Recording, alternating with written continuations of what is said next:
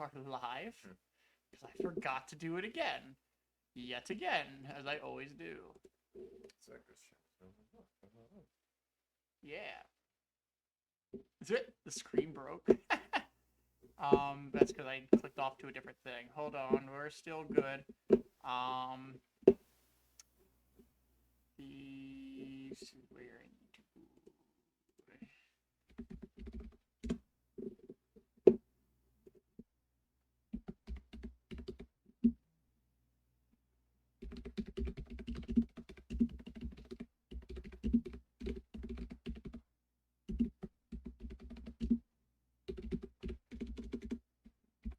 Post direct discussion after.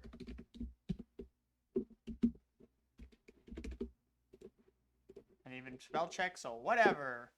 All right, close that crappy site. And now let's go back to. All right, now we're good. I hope you can check my thing. So right now we are about 10 minutes away from what should be the last direct with the last direct that will be for Smash Ultimate, and hopefully having the last character in it, so we get to finally see and be hyped for that. But obviously it's a 40-minute direct, so there's a lot more than just that going to be showing off. And I am joined with Mathapon. Hello. He joined me last second, but he's here. He's here to have fun. Are you over here with the Isabelle noises already? Yeah. God damn it. Once you know the know-how to customize your phone. Freedom of choice right there. And don't worry, Twitch, it's root beer. See, root beer. It's not actual beer. I just wanted root beer. Alright, so I think this is my first time being a part of this sort of thing. So I'm looking over there, I guess. Oh, look at this right here. That's where the camera is. Okay, gotcha. That's where you look at. I tend to look at the screens because I'm focused on those things while I'm talking. But if you're talking to them, that's the optimal way to do it. Gotcha. Yes. Oh, that's another thing I forgot to do. Let's turn both of those on. I am the big dome. I was so rushing trying to get my camera to work that I forgot to turn on other parts of my freaking stream. We're getting notifications for more and more people doing this direct. It's gonna be something. This is gonna be one hell of an event. This is something that obviously we've been waiting for in the entirety of this month. I remember Twitter was going crazy trying to determine which week it was going to be on. It was funny as hell. But it finally happened. It's coming here. It's performing for you. It's the last member of the Nintendo Direct crew. DD crew. The ND crew. ND. There we go. As far as me and keeping up with whatever's happening on the incredible edible internet, there has been like leaks and rumors about a whole bunch of stuff that I just tend to ignore everything. This was a surprise to me. I wasn't sure when exactly any of this was going to happen. I wasn't sure if anything was even credible. So the surprise, the satisfaction of the surprise is nice. So it's good to actually see this happen, instead of people just like shit posting and posting memes about like, oh, it's the direct, but actually it's the 2020 or 2019 presentation. Yeah, people get trolled. I kind of like those shitpost memes because that makes you very much aware to look at whatever you're doing. So it kind of instills this sort of idea of fact check what you're looking at in people, which has been working. It's funny as hell because people are now looking up specific facts and everything for things when they make claims, and it's actually helping. I mean, it's still Twitter. Twitter sucks, but you know, it's just funny seeing Nintendo of America, and they post a fake mock-up, and it just gets all this traction for no reason. Yeah. So we got 8 minutes before it starts, as of by our time. I want to know then. You go first with your. We're gonna go in order with real quick. We're gonna do what we expect, what we hope for, like what we think is possible, what we want to happen, that is our hopes. And then and one thing that we do not expect to happen, but we really want to happen. Oh, I know about the third category. Well, That's okay. That's yeah. just think, imagine. So go with your expectations. What do you expect out of this direct? So I'm not really expecting a whole lot, or at least I'm not expecting too much out of the ordinary. There are a couple things. Uh, Metroid is debatable mainly because we've already gotten copious amounts. We've already gotten a good look at the game already, and we're already hearing stuff from people talking about like, you know, why doesn't Nintendo just show the whole game as is? Why does it just Spoil it all. spoil it all?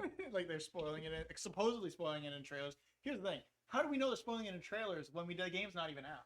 That's true. I mean, maybe if it's a plot point, sure, but who knows if that's actually a major plot point? I don't know how big the game is. I don't know Yeah. what is relevant to the story and thing. Nobody knows except some of themselves. Yeah, they know. But yeah, Metroid, maybe some Metroid. Maybe give us an update on potentially the Breath of the Wild 2. I don't know if they're gonna show us any of the progress that they made since the last time they featured it.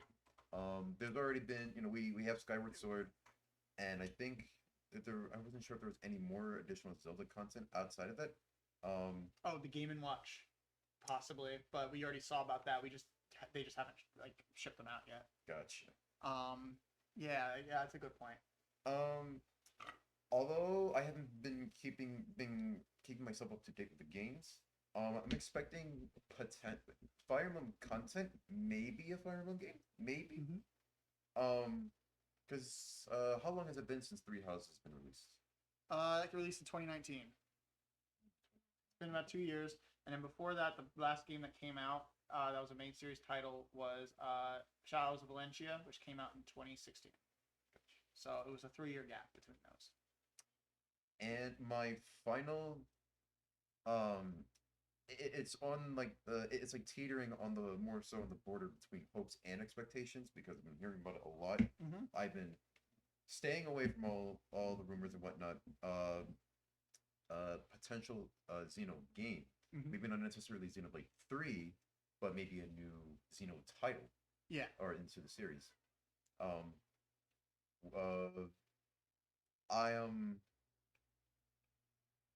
Okay, so those are my expectations. We only have 5 minutes left, so I'm going to try to wrap. For me, my expectations are simple. I expect to see Splatoon 3 because we haven't seen anything of that. I expect to see more Breath of the Wild 2, and I expect to see other things that we know about are coming. Quick trailers, anything like that. So like Advance Wars, Super Mario Superstar, Mario Party Superstars. I mean, other such little things like that. I'm expecting them to at least do a quick reel of all of them, even if they don't go into depth.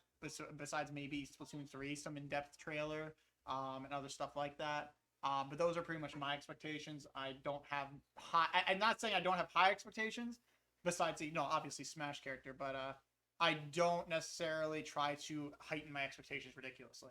Always temper your expectations. Try not to hype yourself up for disappointment. All right, now we're gonna do one thing that you want to happen, but it has a high chance of possibly happening. Has a high chance of possibly higher chance of happening that you don't necessarily expect, but it's something you hope does and has a good possibility. For example, there was people that were hoping for a Donkey Kong or a Kirby game or something like that. Donkey Kong would be great. That's one thing I didn't add, but that I am more than happy for that. It's hard to think of them on the fly, isn't it? Yeah. All right. So I'm just gonna just lightning round it and just tell you my hopes. Maybe not necessarily a high chance of happening, but something that would be great since it might be too soon. I don't know if it's gonna happen. I don't care. Throw it out there. Well, WarioWare Get It Together DLC, Bayonetta 3, indie game surprises such as Hollow Knight and whatnot, any sort of IP revival, Animal Crossing New Horizons update, and as you said, Splatoon 3 update. Yep. And then this is like. I'll let you speak your piece. So when it comes down to things that I hope that are very possible, I think we'll see something from Monolith in general. Doesn't necessarily mean it could be Project Crosszone 3. It could be Xenoblade 3. It could be Xenoblade X2. It could be anything. Yo, it's Ryan. Hello there, my guy. Hello, Ryan.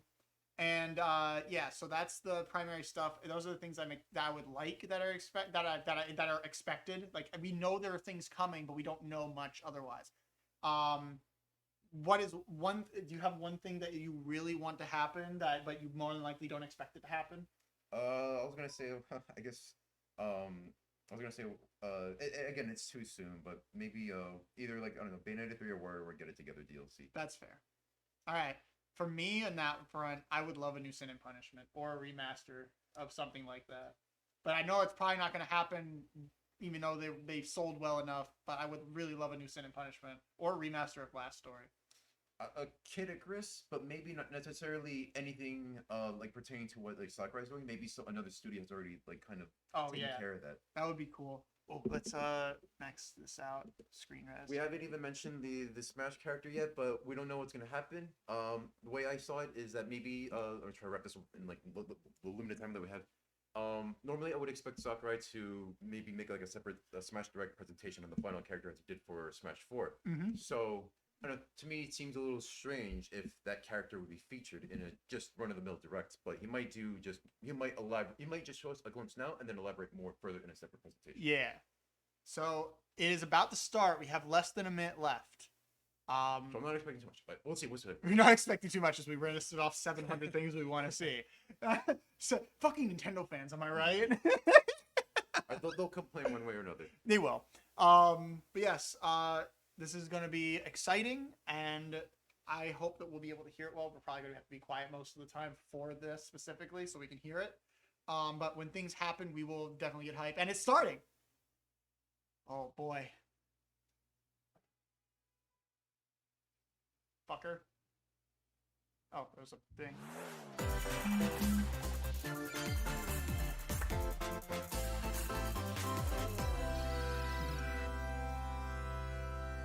All right. What is Castlevania? This feels like the Castlevania trilogy that we've seen hinted around. Monster Hunter? Wait a minute. Okay. Is this Rise DLC?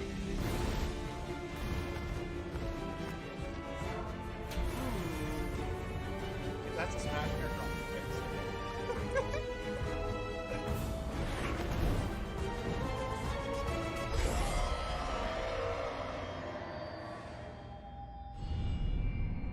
Okay, so it's DLC. All right, that looks cool. I have to actually finish Rise. Monster Hunter, but I forgot Rise was. I have to finish Rise.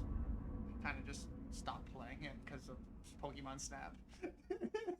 Went from one Monster Hunter to another. All right, that's cool. That's hype for a lot of people. I'm excited for that. Hello everyone, I'm Yoshiaki Koizumi, and I'll be your guide for today's Nintendo Direct. What you just saw was the first trailer for Monster Hunter Rise, Sunbreak, the massive expansion for Monster Hunter Rise. Our friends at Capcom are working on many new elements that will enhance the experience for players of Monster Hunter Rise, including new stories, locales, monsters, and, although not touched on in the trailer, new hunting actions and quest ranks. Monster Hunter Rise, Sunbreak, is scheduled to release as paid DLC in summer 2022. Please stay tuned for more information in the future. Alright, let's see our first batch of Nintendo Switch headlines. Because I can't do it myself right now, except my phone. Party during the day or at night. It's almost time to party in the Mario Party Superstars game. Along with Spaceland and Peach's birthday cake, several other boards make their return. Take a stroll around Woody Woods, but watch out for those Monty moles. They'll change the board's direction when you least expect it. Oh my god, I want Travel Kirby between Mario two Party. islands and Yoshi's tropical island. That's from Mario Toadette's Party got the star, Oh, but she shit. might swap places with Bowser at the last second. At least I think. Party day and night in Horrorland. Horrorland. I like That Horrorland. King Boo That's some cool statue shit. is harmless during the day, but at night, it'll swipe stars from unsuspecting players. Need a break from boards? Head to Mount Minigames and play in minigame-only courses. Compete against players worldwide for the longest win streak in survival. Or work together in the cooperative multiplayer tag match. Mount Minigames will have 7 courses available. All boards and minigames support online play. So invite family, friends, and frenemies, and get ready for the party of a lifetime. Mario Party Superstars launches on the Nintendo Switch system October 29th. Pre-orders are available now on Nintendo eShop. Alright, Mario Party Superstars. Let's A go. new RPG is in the cards. Wait, Welcome RPG to in the Voice cards? of Cards. Bait Kaitos?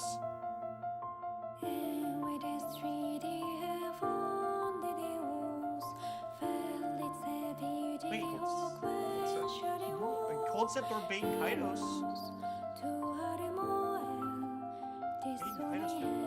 If it's Bait Kaitos, that means that's what Monolith's working on. At the Queen's behest, Oh, okay. you'll set off on a New game. Okay, fantastical that's fair. journey to slay a fearsome dragon What's for it called? honor and fortune.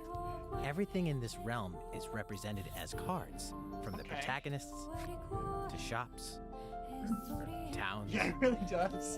and environments. What, do they get, In this fucking fresh side take names on on this one? tabletop RPGs, you'll square off in It's a lot turn-based card crossover. battles where your Grand skills entries and a battle. little bit of luck The grand will card's determine kinda the busted, victor. bro.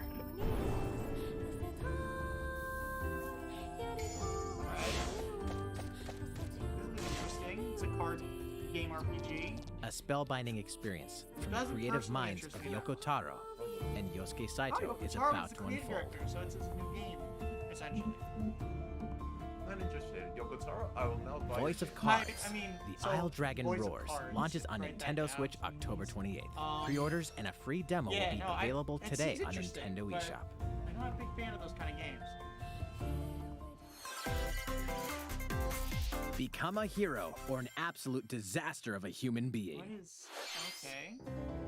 I think I'll be black. You awaken in a hotel room I'm in the absolute city of disaster of a Revachol, human being as it is. devoid of your memories. Soon, you learn that you're a detective and get Elysium, entangled in a okay. strange murder case in the never groundbreaking played role-playing it, but I've heard adventure good things. Disco Elysium: The Final Cut. As you interrogate people and uncover clues, internal dialogues will begin. I don't like how these To people- investigate, that looks you'll need the horrifying. help of the They look 24 like skills ordained living within you. Artwork, you know, and like something like Betrayal. in the Your House of the Hill behaviors or and some shit. available choices will change That depending on looks how you develop off-putting these to me. skills, directly impacting how the story progresses.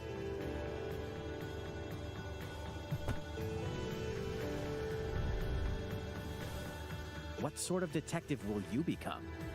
Disco Elysium: The Final Cut launches digitally on Nintendo Switch October 12th.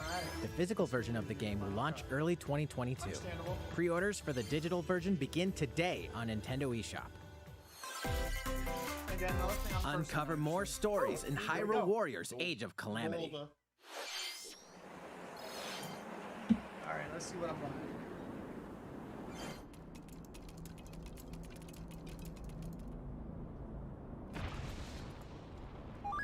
Oh.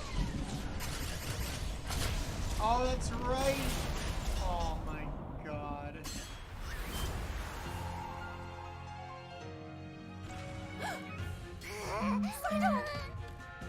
And about that courageous friend of yours, it Okay, seems okay. I owe That'd him be as kind well. of insane. The King of Hyrule must not fall! You know, you're pretty good for a little kid. We'd better partner up on this, don't you think? They won't harm you. I think these captions are okay.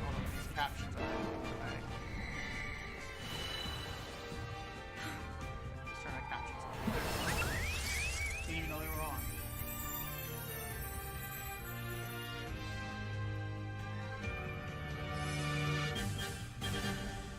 Age of Calamity expansion pass, okay. So new story I'm seeing. Behold our power! Oh, here we go. Purah's finally playing ball. Time for the show! No!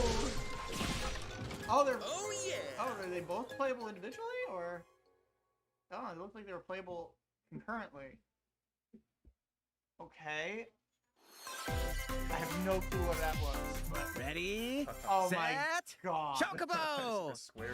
Is this Start your engines and get set for a new Chocobo racing experience. GP?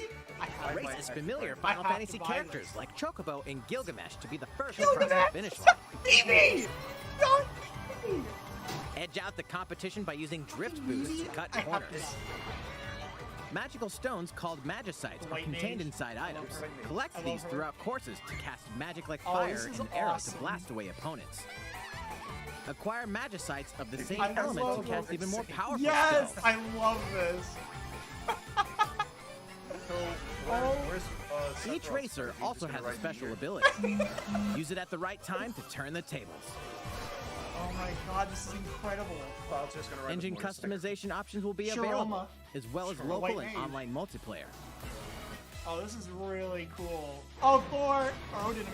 I thought that Up to was Spyro. 64 players can compete in a bracket-style tournament to determine the Look, Eevee racing is champion. playable. That's all 64 players. Chocobo is all GP up at once. races exclusively onto Oh, that's Nintendo definitely Switch something we next need. year. I love that.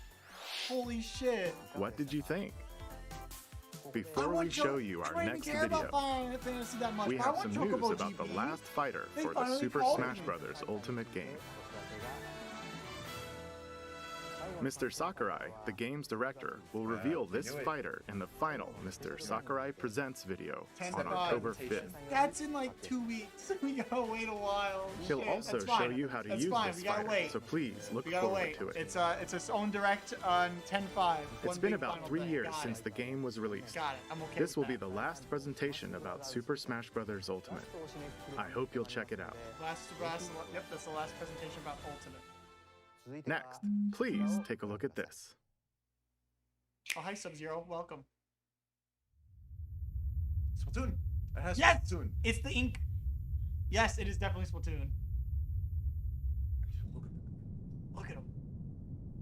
Look at that. Look at that splat language. Dude, this is cool. I swear to God, is this gonna be an open world Splatoon like it's the Blob? The last of Ink. The last. This will be the new De Blob game, De Blob 3. I am Kirby. Kirby. Oh my God. This was the thing that was neat. Kirby's Awakening. Kirby was the thing that was But what is this Kirby game? Can't believe we actually look at it. So he was like, my boy. Kirby Odyssey. What? Kirby the Forgotten Land? I wonder what this Forgotten Land is. Wait, what if we see Inkling? Dude, what is this adorable? This is the first ever true 3D platformer Kirby. Oh my God, I love it. So amazing. Very reminds me of Yes, but like actually open world. It's awesome. Whoa, fly buddy, fly. Shasos. Whoa. Oh, I love this. Oh, you're saving the water. Oh, this is awesome.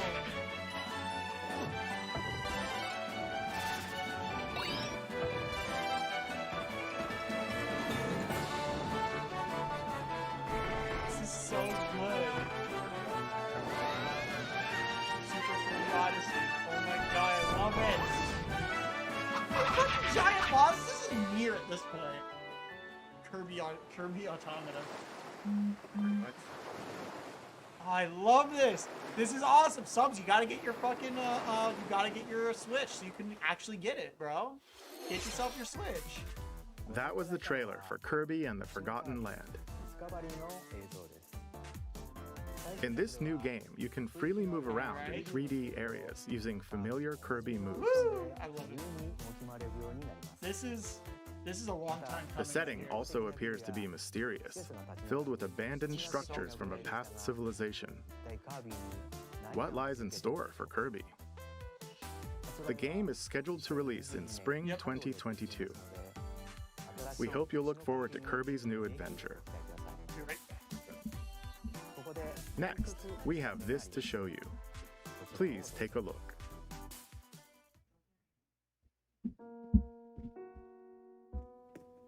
Animal Crossing update. Sweet.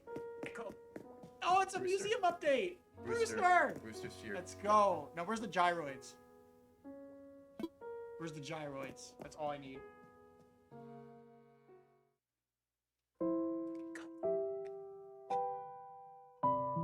Let's go with Brewster. I miss Brewster. I haven't really talked to Brewster since, I guess I did talk to him in New Leaf, but it wasn't since Wild World Since that I its really launch in talked to him. 2020, the Animal Crossing New Horizons game has been enjoyed by many players around the world. New free content will arrive in November. Brewster and more. In preparation for its release, we will be airing an Animal Crossing New Horizons Direct in We October. get an Animal Crossing Direct In it, October. we'll go over the Direct content in more October, detail. Jesus. Please be on the lookout for the air date of this presentation. Let's move on to more Nintendo Switch headlines. All right. 2 games, 1 game update, and lots of fun. One game update and lots of fun. 4. Okay. More free content is coming to the Mario Cool, Golf Super can't Rush wait. game. Koopa This- Troopa enters the fairway as a playable free character. content in this game was good. Dish out tricky shots and dashes to mess with the competition. Ninja will also be playable. Ninja, I love Take this. advantage of Ninja's blinding This is the speed first to time we've outpace seen Ninja in opponents. 3D. 2 courses are also being Ooh. added. Oh, I like that one. I don't know why. These additions will come swinging Oh, in shit. as a free software update later today. Ah, okay. Gonna have to play some Mario Golf later. What's this? An invitation.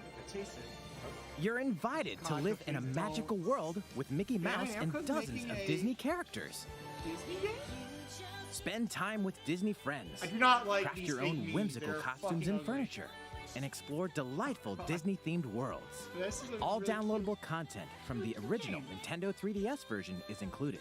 There's a Disney 3DS version? Magical World 2 Enchanted Edition soars onto Nintendo Switch this holiday. You know what? That's nice. A beloved Star Wars game is coming to Nintendo Switch. Blast off to captivating Hodor planets is and coming join to the forces with Switch! Jedi, droids, Dude! and outcasts in this blend First of action, fucking on the role-playing, and PS5, adventure. and we were told there was Will you only use coming the to Force for PS5, good, and or now will you it's be coming lured to to the the dark Switch? side? Your choices determine the galaxy's Holy fate in Star Wars shit, Knights of the Old dude. Republic, launching on Nintendo Switch November 11th. Pre-orders I don't begin even really today care, on but Nintendo like, eShop. I'm excited for those who wanted this. There's It's one not thing you must expected. always Nobody remember. Nobody expects Stay Sora. human. They've already determined that Disney didn't come up with a This good is solution. the city, humanity's last Not stronghold happening. against a virus that turns people into the undead. In the cloud version of Dying Dying Light Light 2? 2 Stay Human, you'll need to master both parkour and tactical combat to survive Dying Light in this 2 brutal cloud open-world action Okay. RPG. Explore alone, or with up to 3 other players in online co-op as you unravel the dark secrets of those in power during the day. Then plunder the layers of the infected at night. Your decisions will shape the story, but they'll also have consequences.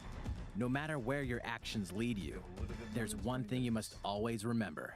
Stay good. human. While you're at it, take the Dying prequel Light on the Platinum go Edition, in okay. Dying Light Platinum Edition.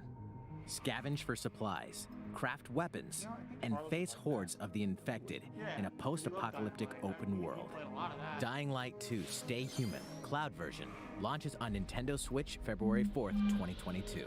A free demo will also launch the same day on Nintendo eShop. That's for people who Dying are- who Light like Platinum Dying Light or are Edition interested in comes it to and Nintendo haven't played Switch it already. October 19th. I have no interest, Pre-orders but begin that's today cool. on That is Nintendo cool. eShop. Utility, Oh, morality, Triangle Strategy. or liberty. In Triangle Strategy, a fiery chronicle of war presented in Alright. stunning HD 2D, I love this HD. my apologies. Your actions will lead you through a riveting story that changes based on the decisions you make. In the end, where will your conviction guide you? You have gone to the one place I cannot follow. In response to the survey about the demo released in February of this year, the game has been fine-tuned with a focus on elements that received lots of feedback. These include adjustments to the difficulty, improvements to on-screen visuals, camera angle controls, the ability to review previous dialogue, and streamlined game flow and loading times. More details are now available on Nintendo.com. Splendid. Triangle Strategy will launch on Nintendo Switch March 4th, 2022. Pre-orders begin today on Nintendo eShop. People love say that they really enjoyed the demo, so I'm glad. Dread. Dread Dead Redemption.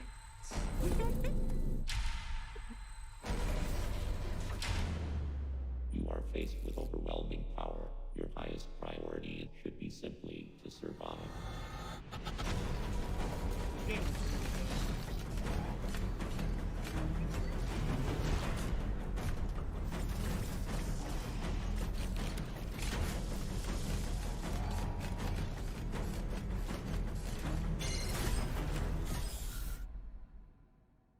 There may be a very small opportunity to escape.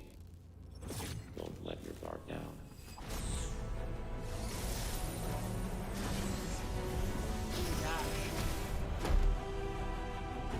We upgraded suit? Yeah, very song in the previous trailer. Yeah.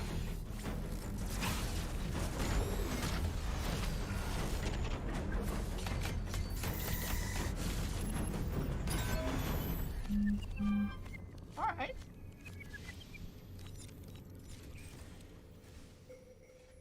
Samus Aran, the most powerful bounty hunter in the galaxy, embarks on a new mission to the uncharted planet ZDR.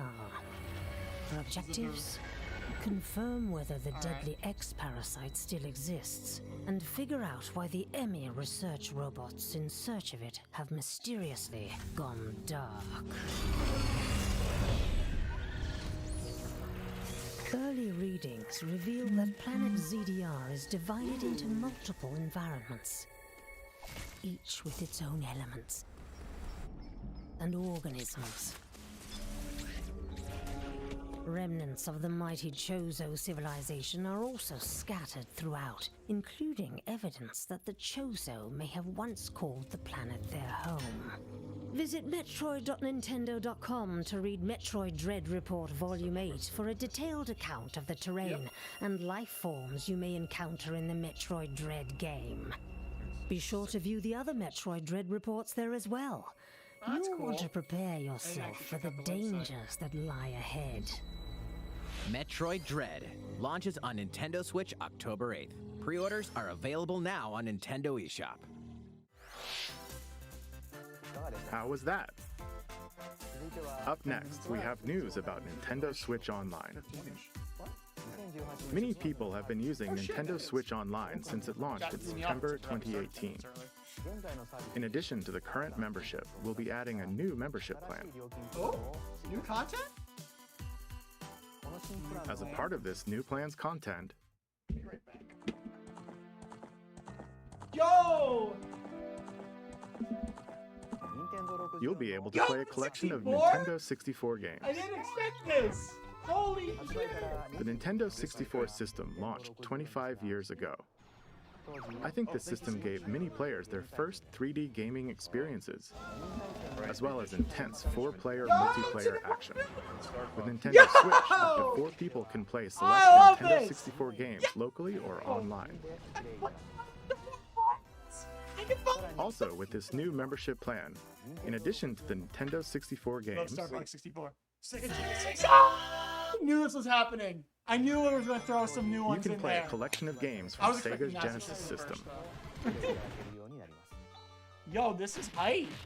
People This can't means fucking you'll be bitch able to about play this these anymore. classic games Go! whenever and wherever you'd I can like. fucking go again. The new plan will include all elements of the base Let's Nintendo go. Switch Online membership, as well as the ability to play the included Nintendo 64 and Genesis games. Okay. This is Nintendo Switch Online plus expansion pack.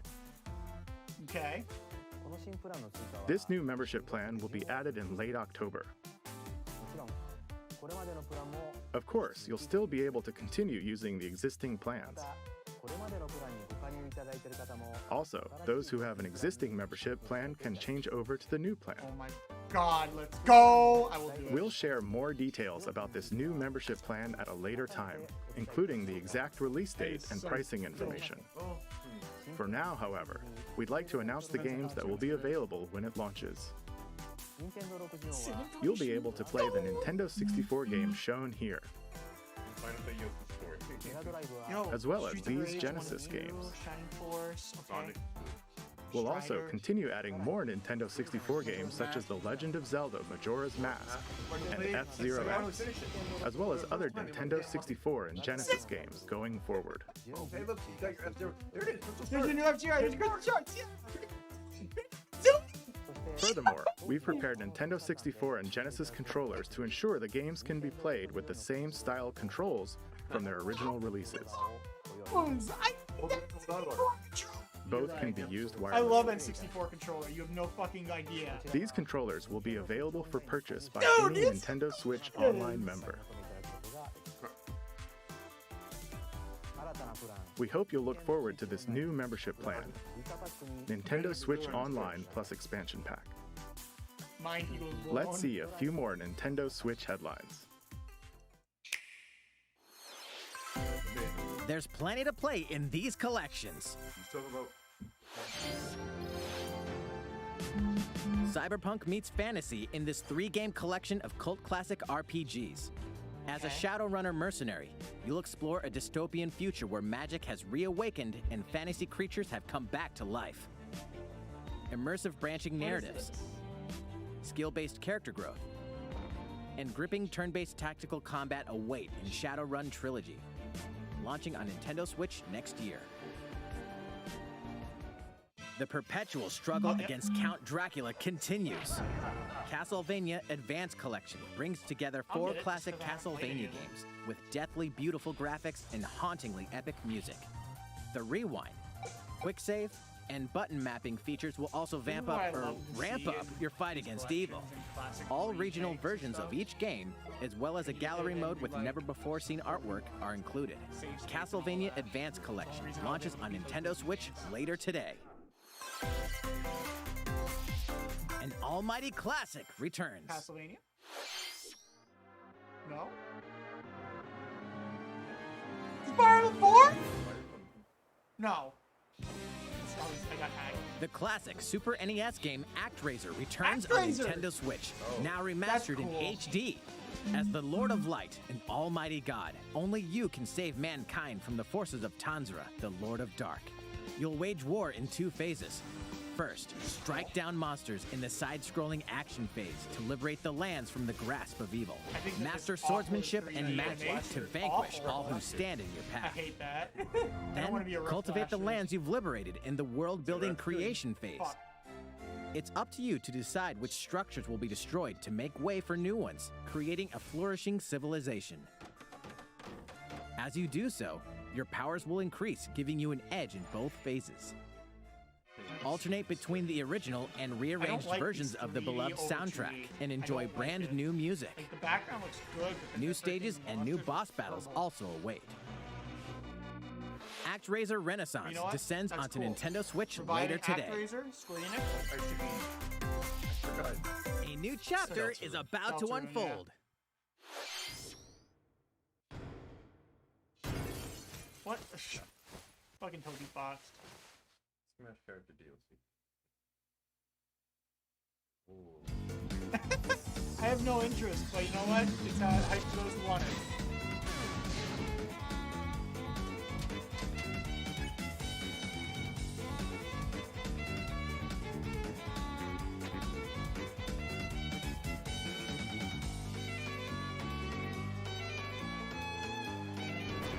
That's neat. I'm glad that it's happening. This is coming to Switch too. Don't you mean Mother 4? I fucking hate you so much. Mother 4 is chapter 2. I just want one of those dog outfits. I want one of the Toby Fox dog outfits. That's it. That's all I want.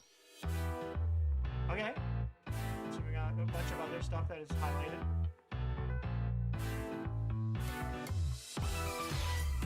Hot Wheels Unleashed is coming to the Switch. Let's go. I was the stuff I've seen about it was pretty well. Hot Wheels Unleashed looks like a fundraiser.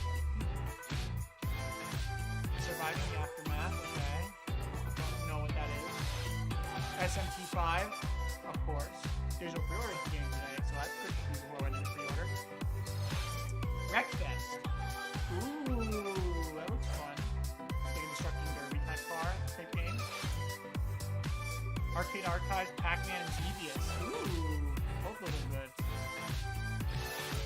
Dream Factory 5. That's hype. How's everything? There are still a few more announcements in today's Nintendo Direct. So hype. Koizumi-san, Oh, Miyamoto-san. Miyamoto! What brings you in? I wanted to make an announcement, so I was hoping I could step in. Oh, of course. I forgot about Mario and Rabbids. Hi everyone, I'm Shigeru Miyamoto. We've previously announced that I have been working with the Hollywood movie studio Illumination and its CEO and producer Chris Meledandri-san, who are known for movies like Despicable Me and Sing, in making a full-length animated Mario movie for the big screen. Today, I wanted to announce its theatrical release timing. Ta-da! It's coming up. The movie will be released in theaters in holiday 2022. We don't even have a trailer. The release date for North America is on December 21st, and we'll be announcing release dates for Japan, Europe, and other regions at a later timing. It'll be a while longer until we can share a glimpse of Mario in action on the big screen. But today, I also wanted to reveal our key cast members who will be voicing Mario and his friends in the movie. Chris First, Pratt? of course, is Mario, That's not Charles. who will be That's not played by Charles Chris Pratt. Martinet. He's so cool. Mario will be talking a lot in the movie. Please look forward to Mario as performed by the very talented Chris-san. Yeah, you're Mario. Good job. Next, Princess Peach will be played by Anya I Taylor-Joy. don't know who she is. I can't wait to see a very spirited Princess Peach. Oh well, good for her. I'm glad. She looks like she fit the role well. Mario's little brother Luigi will be played by Charlie Day. That would be better. I'm excited for you to see this Charlie timid Day's sibling appear Luigi? on screen. What? Jack. Bowser will be played by the one and only Jack Black. I'm expecting a monster performance by Jackson. Jackson. I love this. The comedian Keegan-Michael Key will be That playing is Toad. so fucking. I'm looking forward to great comedic moments. Even though this is a Mario movie, Donkey Kong will also be making an appearance. He will be played by Seth Rogen. I'm eager for you to see a humorous Donkey Kong by Seth-san. There he is. And of course, Charles Martinet, who has voiced Mario and many more Nintendo characters in our games over the years, is also involved and will be appearing in surprise cameos in the movie. Ooh, he's not playing Mario, but he's surprise cameo. We also Greg have more Armistead is incredible Cranky, talent Cranky joining the Kong? film to play some of our other beloved characters. Spike from A Wrecking Crew. That is all I can share with you Oh today my about the God, Mario that's movie. so crazy. This is a very collaborative project between Illumination and Nintendo. We've all been coming up with all sorts of ideas, and I myself am enjoying a creative process that is a little bit different from making games. It may be a while until we can share more updates, but I hope you'll look forward to it. Koizumi-san, back to you. But Miyamoto out here with a movie. Please look forward to Mario's adventure jumping into the world of motion pictures. Next, we'd like to show you this. What is it? Boom! There you go. Yeah! There we go. Let's go. This is hype. I like the floating cubes that shoot you out. Jesus. Floating cube cannons.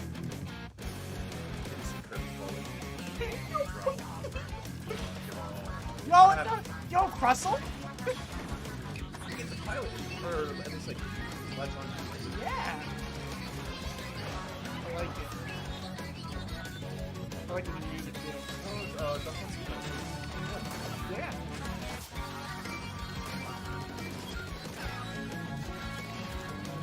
Okay, well, he's hype. I love this. This is the new duo, right? They can't beat it. He's Most are playable somehow. emo as fuck.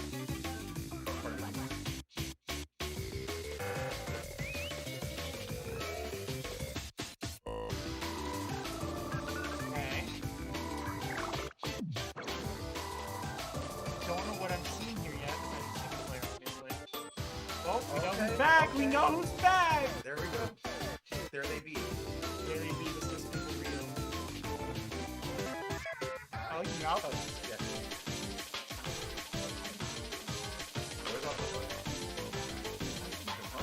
Is that Pearl? Russia. That looked like it was Pearl in that machine. In Dr. Octavio's thing. He's Octavio.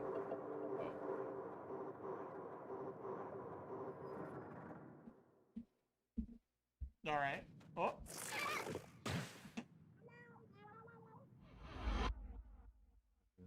Oh no, that's crazy. Hello, everyone. I'm a researcher from the Squid Research Lab. I've been meticulously studying the mysterious squids that can transform into humanoid form. What you just saw was the latest research footage from Splatoon 3. Allow me to share a bit of what we know so far. Splatoon 3 takes place in Splatsville. It's known as the City of Chaos. Centered around Splatsville are the Splatlands, a place long inhabited by advanced sea creatures such as squids and octopuses. Buildings spanning several generations are crammed into the city, creating its distinctive culture. In the Splatlands, turf war appears to be a popular activity. Its basic rules are unchanged. 2 4-player teams compete against each other to ink the most area. However, the trend seems to have undergone a major shift, with the existence of new main and special weapons confirmed in the footage. In the latter portion of the footage, we were able to observe activities from Story Mode, the single-player campaign. Return of the mammalians. Meaning the reappearance of mammals appears to be the theme of Story Mode this time around. What could this possibly mean in a world where all mammals, except for 2 cats, have vanished? It appears that there's still a lot to uncover. But we'll continue with our research and keep you updated once more results become available. Please look forward to more Splatoon 3. Yeah! I love this man. Updates to come. See you next time. At least 4 will be easy. So, what did you think? Splatoon 3, taking place in a new world, is scheduled to release in 2022. Please look forward to future updates. That's exciting. Very exciting. Okay, this is the last trailer we have to show you today. Please take a look.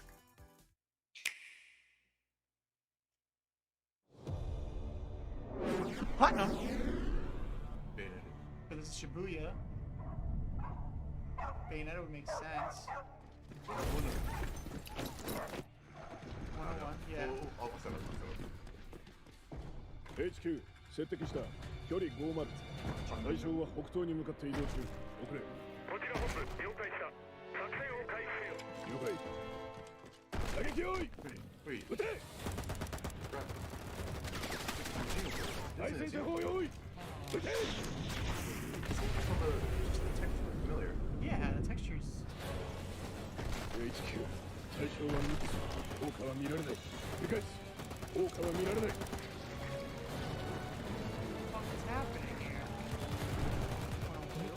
We're gonna come in and it's gonna be crazy and we're gonna hype. It's gonna be fun.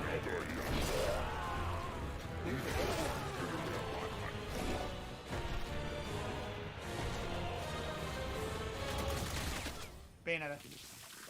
Has to be. Has to be.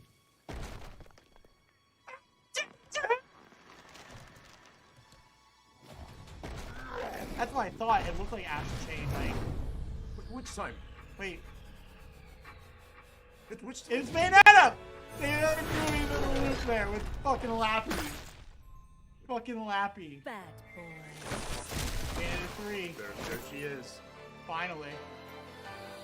Victor's finally happy. And her and Cereza hair. Yeah, Cereza hair. Seems I'm unfashionably late, but I'm ready to give you Guess means I have to finish playing Bayonetta 2.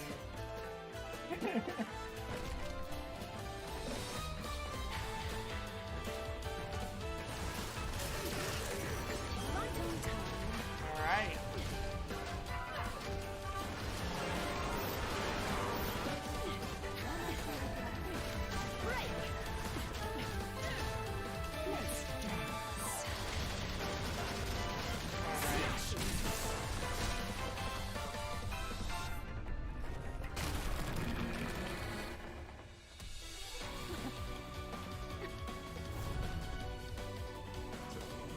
Zekris just creamed himself just from watching this.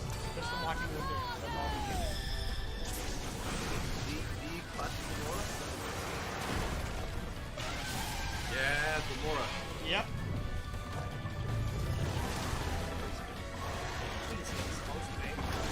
That's the elephant noise. Yeah.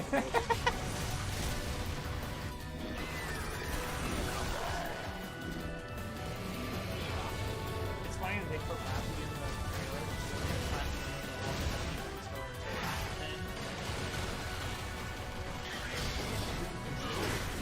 That's cool. I have to finish Bayonetta 2 now. Fuck. God damn it. That's cool. I like that. Dude, it's just fucking Doctor Strange.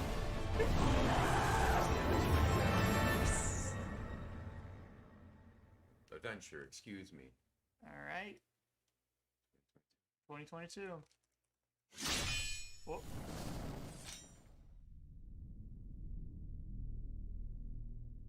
Wait. Is that Virgil? What you just saw was the latest trailer for Bayonetta 3. It looks like Virgil. We announced this game in 2017, and we thank you for your patience. This game will launch next year. Alright. We hope you look forward to Bayonetta's new encounters. That's all for today's Nintendo Direct. Thank you for watching. Alright. Pretty good. That was a Pretty very good. good direct. Pretty fucking That good. was an incredible direct. Alright, let's get over into the thing. And let's full screen the camera. Because yes. And then we want to put this underneath everything else. Hold on. There. All right. So we finally got that done. Let's get into the call and discuss it. Just keep your volume warning in case you hear you know who. Oh, this is terrifying. I think we should call him into it. I mean, Unless he's still taking the time to process. yeah, I think that's what's happening.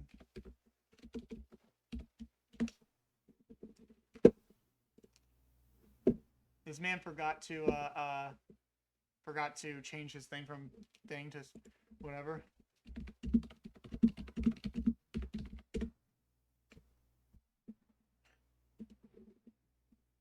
All right.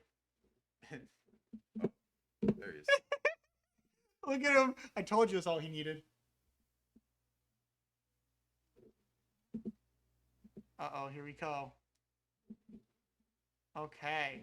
Yeah, we're looking at his stream right now as he's crying. He's physically crying, literally crying. This man is in tears at the moment.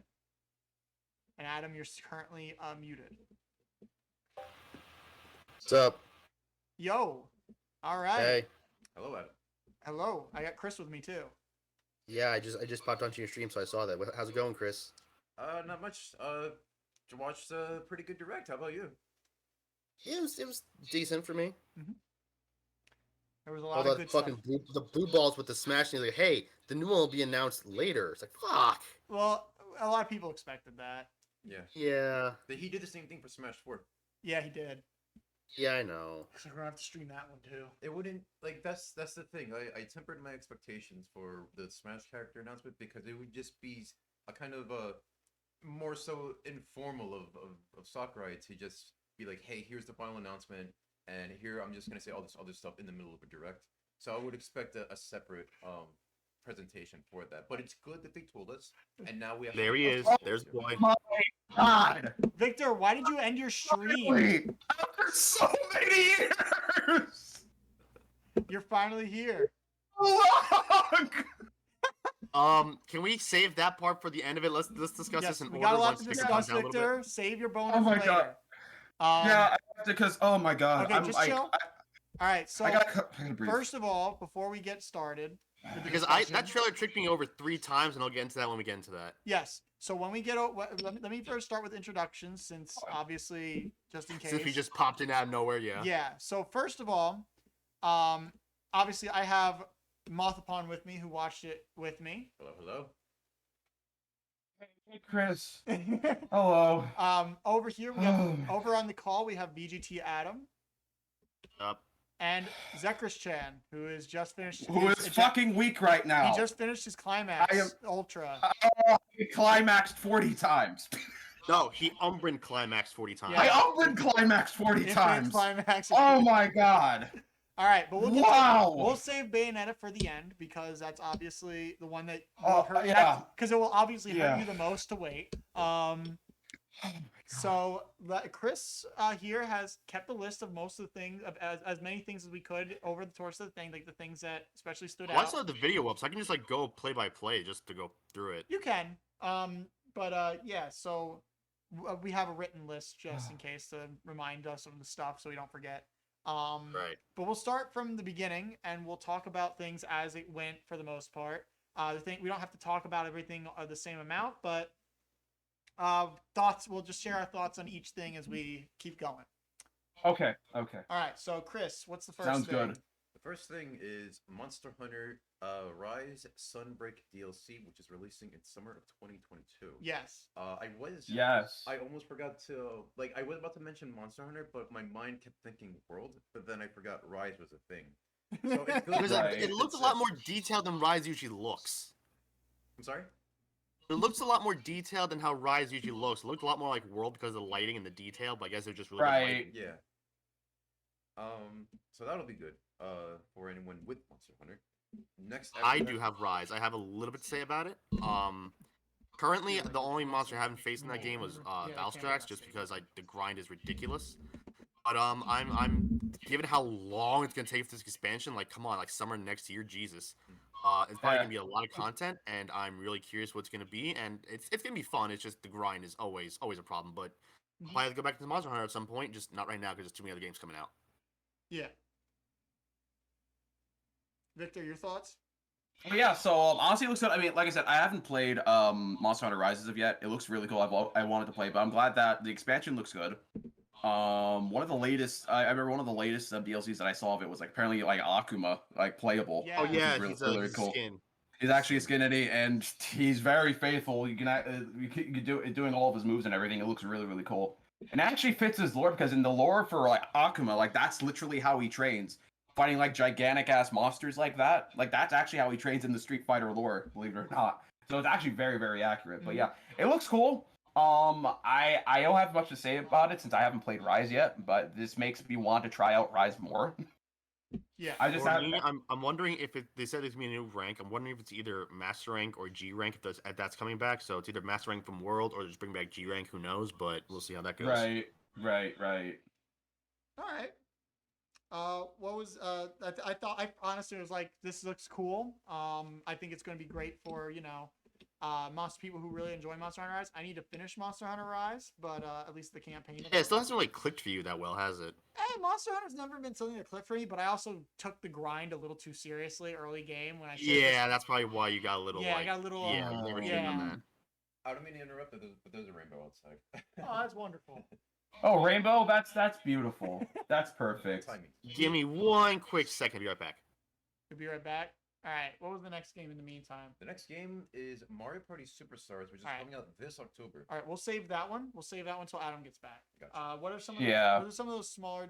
Well, actually, yeah, we'll just wait till Adam gets back. Yeah, we'll wait till Adam gets back. Yeah.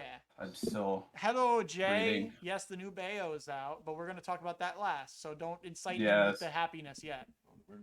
More vibrant. Have a good night. Oh my Sub-Zero. goodness. Have a good night, Sub-Zero. Everybody who is here, if you haven't followed, please do. Follow myself, follow Zekris Chan, go follow VT Adams' stream. Just going to do this plug in the meantime.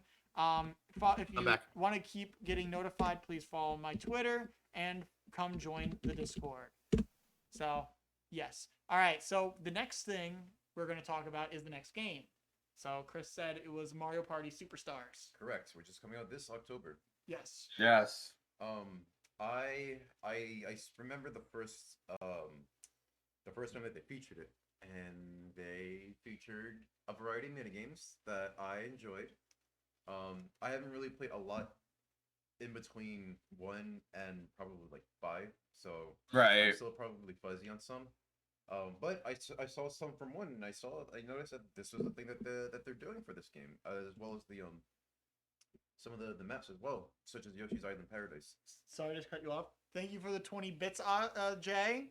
You're a legend. Thank you Continue. so much. It was more for him, really. Yes, it's more for me, but I still have to. I had to pause right there. But yeah, this might actually. Bryce over here has said that that it's been a while since he's bought a Mario Party game. Yeah. So I think the same might actually apply to me as well. It looks pretty promising, and then there's online play too, and there's online play for a couple of for other titles that we'll discuss later on. Yes. But yes. Oh, Yeah, I can't wait till we absolutely. get to that. Oh boy, I have a fucking rant. Oh, it's gonna be so fucking good. What are you guys? Thoughts? Oh my What are you God. guys' thoughts?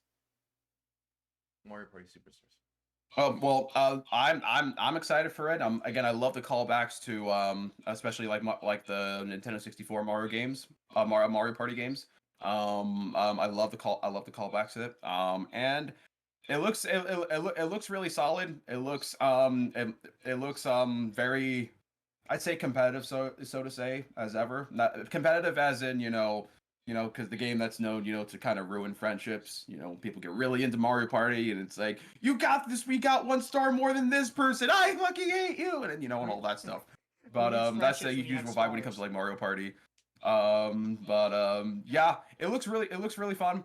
Rosalina's playable, of course, so I'm always very happy to see that. My wife Rosalina.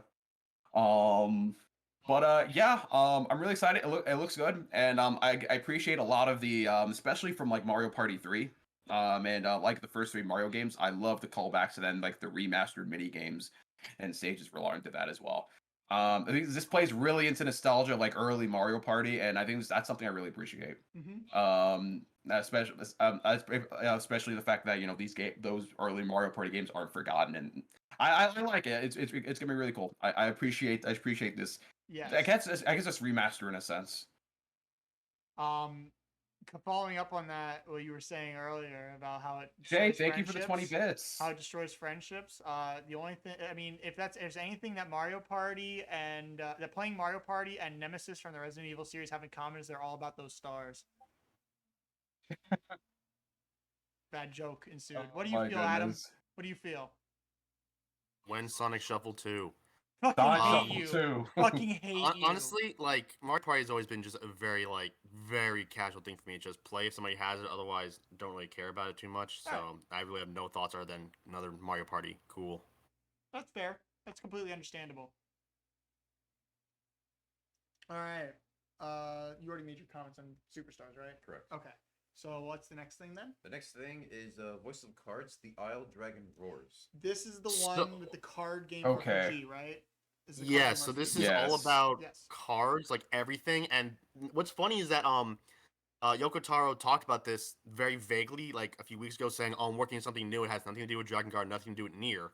And it turns out it's this thing. And not only is it Yoko Taro, Keiichi Okabe is back for music, which is fucking amazing. So this is the thing Yoko Taro's been working on. So this is very unique, very unique. I agree, very unique. When they said it was a card game RPG, I immediately thought Bait and Kaidos, and Chris called out Coldcept. So we were expecting one of those franchises to come back, thinking Monolith Soft was coming back with a new Bait and Kaidos. It said Square Enix, so... I know, but it didn't say Square Enix right away. Like, it just said something about cards. So I see what you mean, yeah. Yeah, when they say card RPG, we're like, Bait and Kaidos? Coldcept? There's options. What are your thoughts on it? Is that everybody's thoughts? Oh yeah, it's very interesting. I like this new take on this tabletop card game with it. Art looks amazing. At first I thought, wait, is this because when I first saw it, I was like, I'm getting like Nier vibes. Like, is this something related to Nier? But yeah, it's why. Yeah, with the music and all that stuff and the artwork. Yeah. But it seems to be like a new thing entirely. It looks new. It looks fresh. Mm-hmm. Yeah, I love the dark like aesthetic with it as well. With the artwork and the theme. Yeah, it seems really interesting. I think the demo's like later on today. I know the think demo's so. like either really soon or like today. So I mean, I will definitely be downloading it and trying it out. Jay said, Yeah. I love Yoko Taro. Looking forward to the game. I love Nier and Drakengard. Looking forward to this. The soundtrack, I'm mostly looking forward to at this point. Oh, the soundtrack. Is like probably one of the best in the business. Yeah. I agree. So, I mean, Nier Automata is my favorite soundtrack of all time, and I never expected that going in. I knew it'd be good, but now like my favorites, like yeah, this guy is great with music, and Yoko Taro's, you know, a good creative director. So we'll see how this goes. Cards aren't my thing, so I might not play it, but if this still turns out good, I'll still like check out a playthrough or something. yeah. You got any comments on it? No. Pretty much said anything that I had noticed previously, especially regarding Yoko Taro. But yeah. What's the next one on the thing? Disco Elysium. That's too bright for the camera, probably a little bit, but it doesn't look that bad. All right, it's fine. We just need some light, but it's only over there. Disco Elysium. Disco Elysium, the final cut. I haven't played Disco Elysium, so I don't really have much of an opinion on it. The only thing I can really say is that I thought it was like kind of like a first-person shooter kind of thing, but then I saw it and I was like, oh, this is what it is. But Yeah. people have spoken good things about it, from what I've heard. I've heard things about Disco Elysium. I never actually played or watched it, but it doesn't look that interesting to me at least. But for whoever it does interest, I hope that they enjoy it and have a good time. Yeah, that's basically my opinion. Disco Elysium. Well, Something I've played for. Victor, I think you're cutting in and out. Am I cutting in and out? I don't know. You kind of went silent for a little while after you started. Now? You're good now. Just you might have to start over. Shit. Okay. Sorry about that. But yeah, it looks good. Again, I don't really have much to say. I have never played Disco Elysium. I've been recommended over and over again to play Disco Elysium. But yeah, it looks good, and again, it kind of makes me want to try out the game more, especially since the complete edition is going to be on Switch and stuff like that. So yeah. But yeah, I don't really have much of an opinion on it, but it's like it's interesting. It makes me want to try it out. Yeah. You know, so. Do you got any thoughts on it? Or you already talked about Disco Elysium? Okay, Adam, how about you and Disco Elysium? I've heard very good things about it. I know it snubbed Monster Hunter and Kingdom Hearts a few years ago in the Game Awards for Best RPG, but apparently it deserves it. So, I don't know, I heard good things about it. Not like Bryce, not really my thing though, because it's like really, really in-depth RPG. I'm more of a give me numbers while I hit things kind of RPG guy. Yeah. So Stats versus RPG, I love it. yeah, I'm more of an action RPG guy, and this is more like way traditional RPG. Not even like turn-based. This is like the most role-playing you could do in a role-playing game. Yeah. So I hear it's good. So it's good. The Switch is getting a nice updated edition of it. So that's cool. All right. So we'll move on from there then. What's next? So before I tell you the next one, we're about to enter the streak of goodness. I feel The streak of me supplying content to my stream is what he's saying. Okay, so the first thing is the Hyrule Warriors expansion pass. We did see Purah and what's Robbie. his name? Bobby. Robbie. I couldn't remember his name. It's Robin Williams. Yeah, I know people who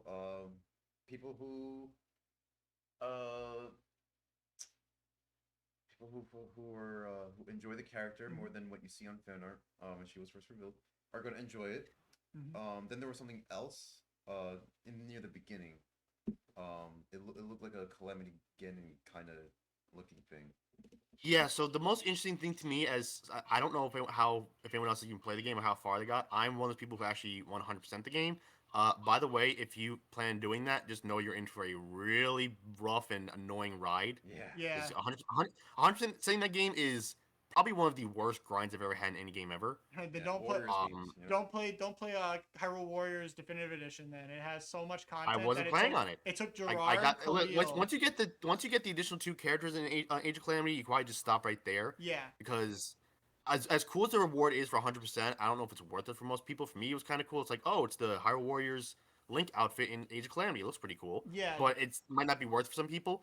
For this expansion pass, the most interesting thing for me is the story, and it's only because this takes place technically after both Breath of the Wild and Age of Calamity, if that makes any sense. Yes. Like, it beat Ganon, and everyone else went back to their time. So now what? Like, what's the story going to be about? Mm-hmm. Now, as for whether I'm going to get it, I'm still debating. But I'm more interested. Of all the things in a Zelda game, I wouldn't think that the most interesting thing for me would be the story, especially in a Warriors game. So I'm just curious to see where the plot's gonna go.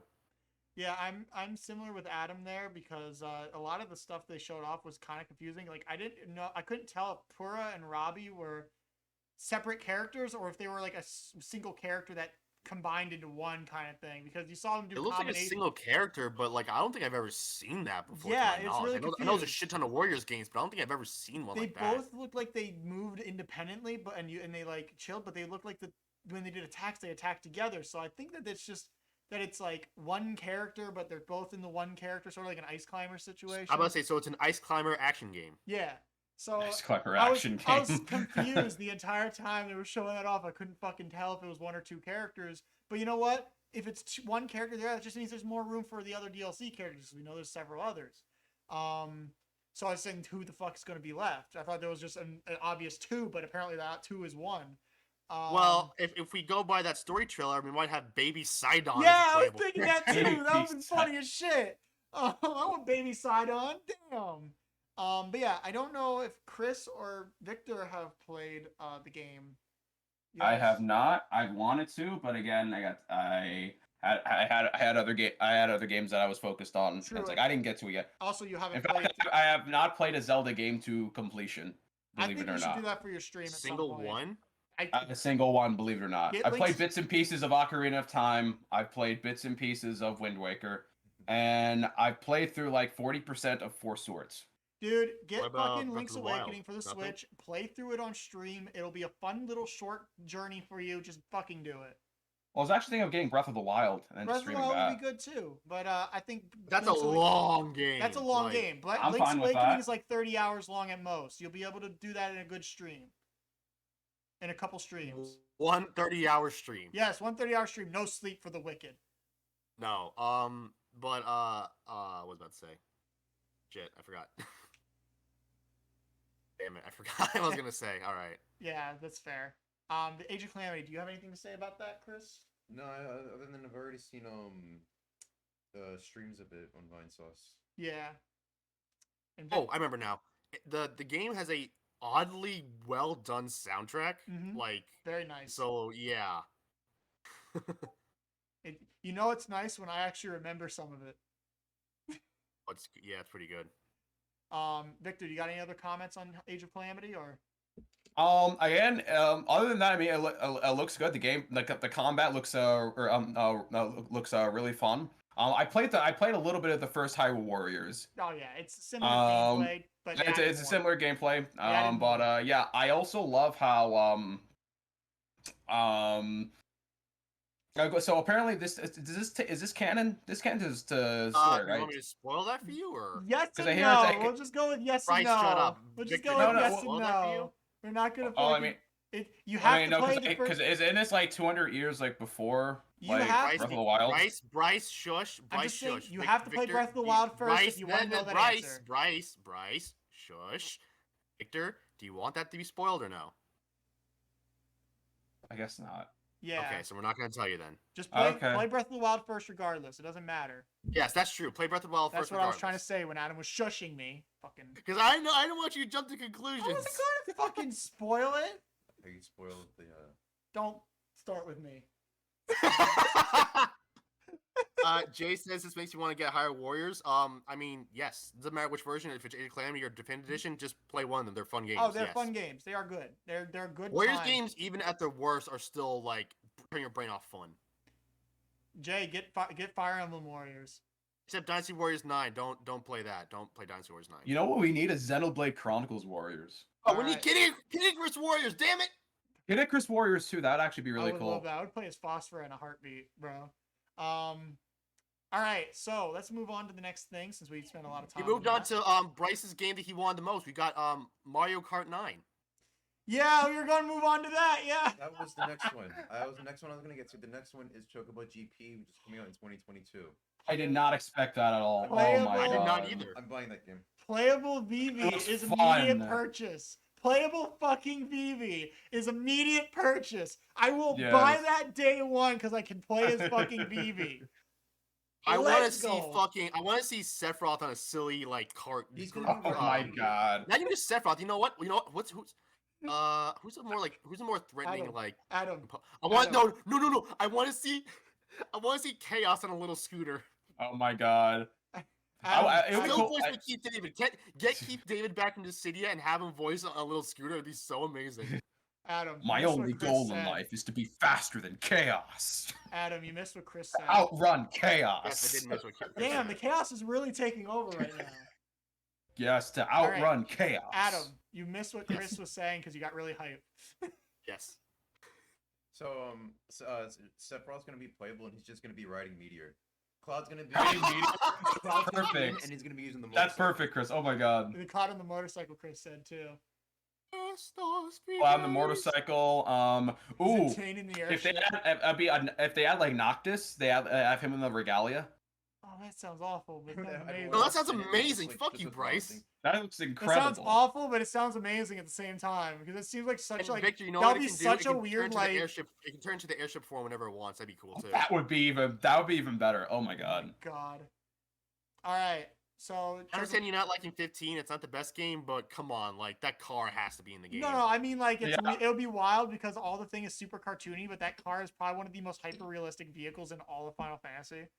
That's why it'd be so good because Yeah. it doesn't fit whatsoever. That's why I say it'd be cool, great, but weird because of the fucking art style. Whatever. Fucking what's No, the because next Pocket game? Edition The next fits with this game. art style. What's the next game? Fuck. The next game is Kirby and the Forgotten Land, which is coming out. Yes! Oh my god. Yes! Open world Kirby. I never expected it, but it works so I didn't well. expect it, but it's so wonderful. It's like, oh my goodness. Oh. This is Like, the first actually true 3D Kirby game. If you think about it. See, Yeah. Kirby was. I'm actually spoiled. curious if this is made by like the Odyssey team because when I saw the trailer, I'm getting like clear switch with the No, platforming it's and all by the that. Kirby team, but like We I saw also it. remember a few years ago, one of the creative directors or something was like, we want to make this the most action-packed Kirby game. It's like, oh, Kirby, the last of Kirby Us is gonna be so cool. The last But yeah, no. it looks. Oh my goodness. This Kirby game was actually leaked on Nintendo Japan's website. Yeah, I stay just away from hours all ago. the leaks. I stay away from every leak. Oh that yeah, don't wanna be I spoiled. accidentally saw that it was a Kirby thing, but I didn't see anything about it. I just saw Kirby's face. I'm like, so I just immediately turned off Twitter and didn't look at it for the next 4 hours until the stream. Uh-oh. But no, I'm excited for that. When it started, me and Chris legitimately just yelled out Splatoon 3 because it looked like Splatoon, like chaotic, like everything's destroyed, like kind of art style. Like it made sense for Splatoon 3. But then when they showed Yeah. off those Clearly gonna be Kirby, Earth. oh, that was so good. That was such a good trailer. Oh my god. For any people out there who think playing Kirby games for pussies, you've clearly never played a Kirby game because they are actually fucking like insane. I love Like Kirby they either get like stupidly dark or Gurren Lagann esque like insane, like over exaggerated. It's ridiculous, know, and it's I the can't wait to see how that craziest works in open world formula. You got anything you want to add about the Kirby? I'm looking forward to it. It's I jokingly said Kirby Odyssey, but it's still like this is revolutionary for Kirby. Mm-hmm. So game footage is not final, so we'll have to see how everything develops over time. But other than that, the advent of a Kirby game of this magnitude is already grand enough. So we'll see what happens as time goes on. Yeah. I feel like they're gonna nerf the his floating abilities back to how they were in Crystal Shards because if he just has unlimited float in open world, that'd be kind of broken. Yeah. I mean, it'd be fun though. It'd be fun, but maybe like as a post game thing. But like, Yeah, while you're going through get the an game, they probably upgrade nerf or- it like in Crystal Shards where you just have a limited amount. Yeah, Yeah. unlock the ability to fly anywhere after you beat the game would be a great way to do. Yeah, that. that'd be fine. That'd be a Or great they way really to do should it. have powers to like take advantage of the open world, like make sure they have the wing power up to let them fly, or just like new abilities to really take advantage of the fact that this is fully 3D and not stuck in a 2.5D plane. Mhm. So So Or like just make or make like previous abilities just work way better in the 3D. So before we move on to the next game, I just have to make mention that Jay has just keeps popping off every time we say something. So Yeah, I know. I know. fucking funny. I had to call it out because every single time we talked about something, he pops off and it's amazing. It's great. Kirby's worth it. Kirby is worth it. Kirby is worth it. All right. Any other final thoughts on that, or are we gonna move on? Kirby Odyssey, Super Kirby Odyssey. It looks amazing. No, but I'm really excited. Like Chris said, I think this is revolutionary for the Kirby franchise. I think this is gonna be quite wonderful, like a truly open world Kirby game. Mm-hmm. I'm really excited. I'm really curious. Gorgeous. Like, the fact that the water stays on him after he gets out of the water is like, oh, mwah. Yeah. It would be so cool. good. Also be cool if we can. I wonder if we'll add like other playable characters like Kirby. Let's imagine if we could play as like Meta Knight and DDD. Oh yeah, I would If love you that. wanted to go that route. If even that, because I don't know, it's a lot harder to do for 3D than for 2D. Jay. Yeah, and I'm really curious, especially how the story's gonna be as well. Jay, you're spoiling me again. Stop sending me bits. Actually, I'm not gonna complain if you do, but thank you. But Jesus, that's another Jay, 20 we bits. try our best to be entertaining, so thank you. Thank you, my guy. Oh. All right. Oops, sorry, I kicked the table. Fuck. All right. We'll move on from there then. Obviously Kirby would be great. I want Bandana Waddle Dee. Bandana Waddle Dee better be the last character in Smash for this announcement. But you said you already knew what the character was, so just, We don't know what the character is. So you lied. I never said I knew what the character is. I made a joke on fucking Twitter. Deep down, secretly, he wants it to happen. I kind of do. I know there's gonna be one game that Bryce definitely popped off about later on. We'll get there, but we'll get to that. All right. What's next? So the next one is something I have hoped for. Animal Crossing New Horizons, the Roost update, which is coming out this October. Brewster's back, baby.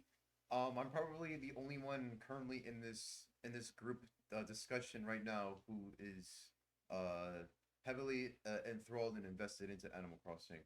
So this is big for me. This is big. I know this is big for a lot of people because a lot of people have been making videos and speculations. Yeah, I haven't. I have a vague memory of how the Roost worked in the past, so I'm glad to actually see it firsthand, as well as just kind of experience whatever new additions or features that they have for something such as this. They featured this in a direct, so it has to be big. It has to be. It has to be. We're gonna get more info later on. But I'm really glad it finally happened. I'm really glad we got more Animal Crossing stuff, and I know a lot of people are going to be very happy about this as well. So I'm looking forward to it. Every time they do a big major announcement, I come back to the game because I don't get slice of not slice of life. Simulation games like Animal Crossing don't usually keep my attention for too long. I played the shit out of it when it came out for like 2 months following, but then I kind of fell off of it because it became monotonous because there wasn't as much stuff to do at that point. And I really didn't I didn't need to grind everything out personally, but every time they added a new thing, like with the Mario update, with the wedding update, with the when they added the diving. Oh, Jay, thank you for the 20 bits again. Ooh, good for you. Like all that stuff, I keep coming back, and the last time I played was around the time, but to get all the Mario stuff because I wanted all the Mario 35th anniversary stuff. So I can't wait to check out Brewster's Roost. I only really remember Brewster's Roost that much from Wild World because that's the one I played the most of all the games. Right. And I experienced it a little bit in New Leaf, but I didn't play enough New Leaf to really to truly experience it fully, I guess. But yeah, what are your guys' thoughts? I have zero thoughts. Animal Crossing never clicked with me. Oh, I have zero thoughts. I'm not saying it's a bad game, just never been my thing. That's fair. Understandable. For me, all of that I'm seeing on Animal Crossing, like I said, I've never played an Animal Crossing game, but the more I see and the more content I see about it, the more it makes me want to actually finally give it a shot.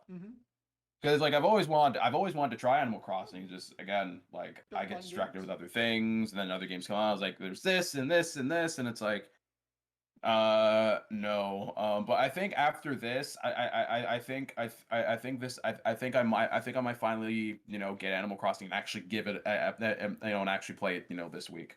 Like I said, I've always wanted to try it, and it looks fun. It looks fun and pleasant. Yeah. That's what I like about Animal Crossing. It looks fun. It looks pleasant. It looks it's peaceful. Yes, it's just very fun game. They are very, very fun games. They're very relaxing, and you could just do whatever you want to do in them, and it's just you do it for however long you want to do it, and it's just relaxing. Yeah, so got pressured into playing Animal Crossing. Well, no. I mean, I've wanted to play. Like I said, I've always wanted to try it out. It's just again other things keep up. Other things came up. With other games and all that stuff, and it's like there's so many games I want to play, and it's like it's hard. That's one of those times where you have to realistically think about, okay, what games am I actually gonna get to, and what games can I hold off on, or maybe never play, and kind of reduce your backlog, because the more you want to play games, the bigger that backlog is gonna get, and the more games you're not gonna be able to ever play in your life. Yeah. It's one of the things that you have to make sacrifices, will I ever actually get to this game kind of thing. And it kind of sucks, but sometimes that's how it sucks. It's It's times like this. It makes me wish I'm Superman. I wish I was like Superman, so I can I can keep up with everything all at once. It's one of those times where I wish when I was younger, I had strict taste, only stuff I know and maybe one or two new things. And then as I got older, I got more not lenient, but more accepting about the games. Problem is when you do that, you play more games because you like more games. You're willing to try more things out. Yeah. Yeah. So, do you have anything else to add about Animal Crossing, Chris? Since you're since besides you and me are the only ones in this room in this call who have actually played the games in general. Well, actually, I have a question for you both. Actually, so do you think New Horizons is a good starting off? Oh. Let's say if you're new to Animal Crossing, let's say like me, for example. Do you think New Horizons would be a good starting point? The way I see it but Victor, you'll miss all the deep and intricate lore of the series if you start there. Adam isn't completely wrong with that. Wild World has shit. I was joking. But here's the thing about Animal Crossing. Animal Crossing is a series where it's hard to return to a previous game in the entry when you play a newer one, because they keep adding more stuff while keeping most of the mainstay stuff from the previous games. Right. New Horizons is the biggest leap of brand new ideas and jumping points for the franchise. Because basically with New Leaf, they reached the pinnacle of what they could do with the original formula, in my opinion. Right. Okay. So if you play New Horizons, it'll be difficult to go back to the older games, in my opinion. It's hard for me to jump back to the older games. I got the first Animal Crossing on GameCube recently, and not recently, a few years ago, but I haven't played it because it's I've already played Wild World, I've already played some of New Leaf. I don't think I can go back to the grungy ass fucking GameCube one. But yeah. I would say it's a perfect way to jump off. You don't need to play the previous games if you don't want to. It's not really important for you to. No, because from when I talk with people, especially because I have one of my good friends that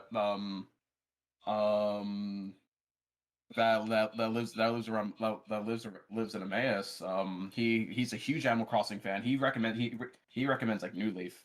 And then other people that I've met who are also fans of Animal Crossing, I recommend, hey, start with New Leaf, and it's that's what I've heard. I honestly didn't like New Leaf all that much. I think it was fine as an Animal Crossing game, but there was a lot of little things I just thought got repetitive fast and boring. Wild World was great for me. I loved Wild World. That was the one on the DS. Right. But Chris, what are your thoughts on this? I, as someone whose first Animal Crossing was New Leaf, I wouldn't mind going back to some of the older entries. I think one of the biggest things that I would probably miss out on. I don't know how big people were on playing solo, but it seems like a very social heavy kind of game. So it feels like it was a game that would be best played at the time when you had that sort of social accessibility for people who also played the game as well, if they had it. New Horizons is great because I feel like I don't have any knowledge for that whatever social history it's had in the past, but New Horizons certainly really thrived on that aspect. And it's you know, even with the absence of said social element, for people who just don't have or don't play the games, I would still go back and play them.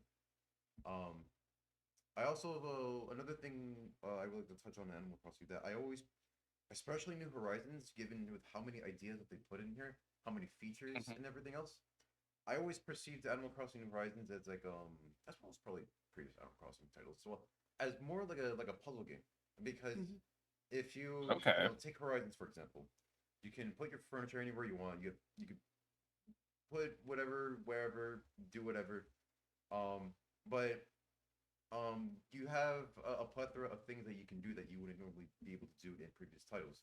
So you know, you have people doing like Resident Evil themed villages, islands, and cottagecore islands. There's a certain vision that people have for what they want their island to make, and there's like copious amounts of items and tricks that you can do in order to realize and manifest said vision. So I feel like the length of the game is decided by the player themselves.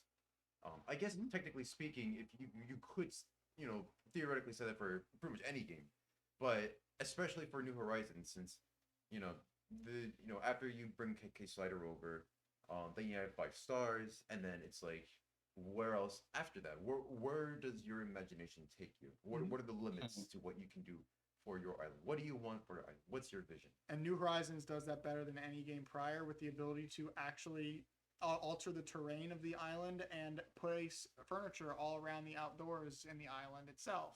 So no game prior has had that besides technically New Leaf, where you had to buy specific things to be built in the town. But you can just place any furniture item on the island anywhere you want, and it works well. But I think we're going to stop with the Animal Crossing for now, because we went on for a big tangent, and we've got more games to talk about and cover. I don't even think we're halfway through. Sorry, I just wanted to... I fucking love that. Okay. We'll get to that soon. That's going to be really fun to talk about. I feel like I know exactly what you're talking about, because that's what I knew Bryce was going to pop off on. So let's get to that one. Okay, so the next game is Mario Golf Super Rush, the second update, which is coming out today.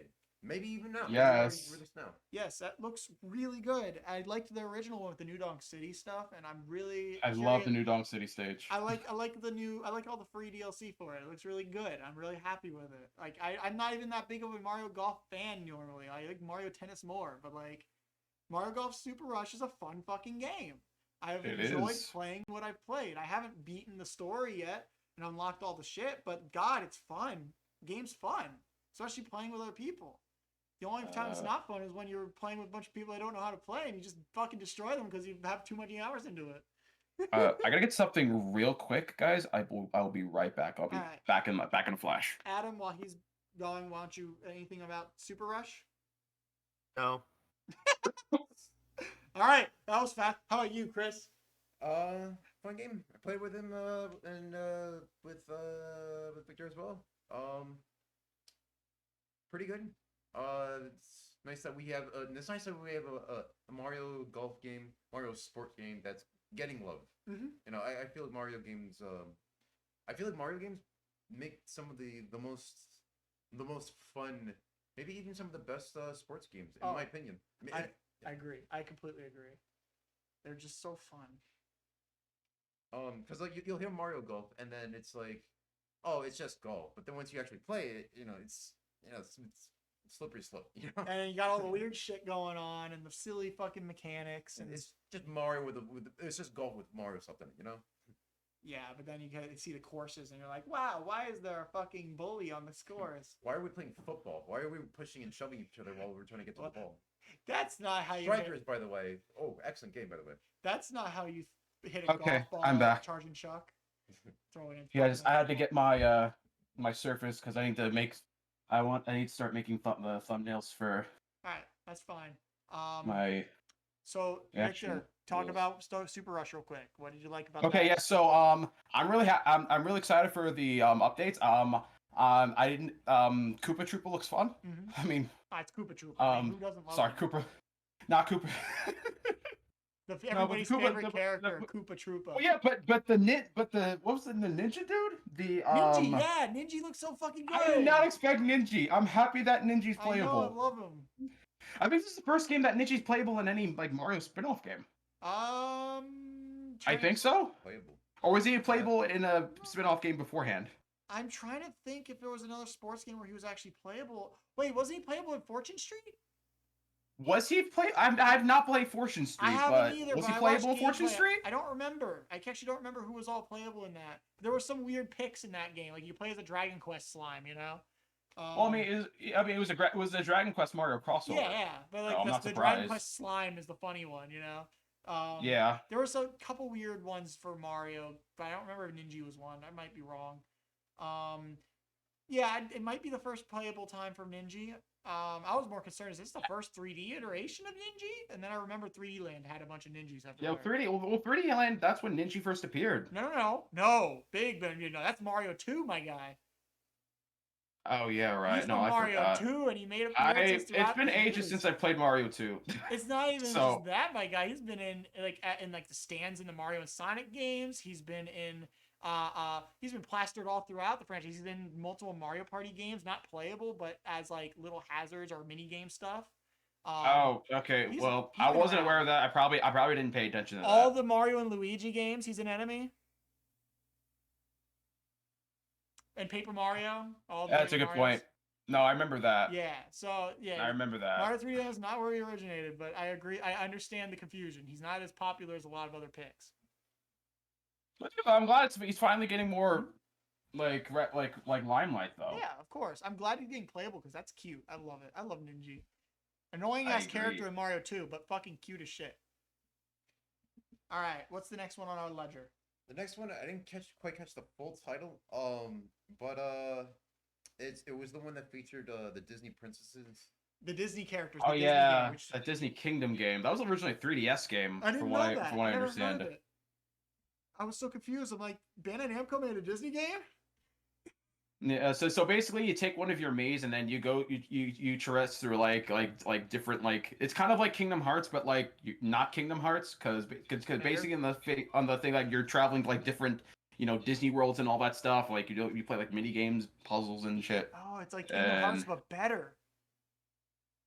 I mean because you don't have Keyblades and Sora and all that stuff, but it's like it's in the sense that you travel to like different Disney worlds and all that stuff, and like you have fun, you have a good time and all that stuff. And Elsa's there too, Frozen, and of course with the classics as well, Beauty and the Beast, Little Mermaid, and all that stuff. Yeah, no, the game looked fun. I'm not gonna say it didn't look fun. I didn't expect it for sure. Didn't expect it either. I didn't expect the switchboard of it. I didn't know it was a 3DS game, so I'm basically seeing it with brand new eyes. It looked like it was a fun little experience. I think the fucking way the Mii's looked in the game, which I wouldn't call them Mii's. They look fucking awful.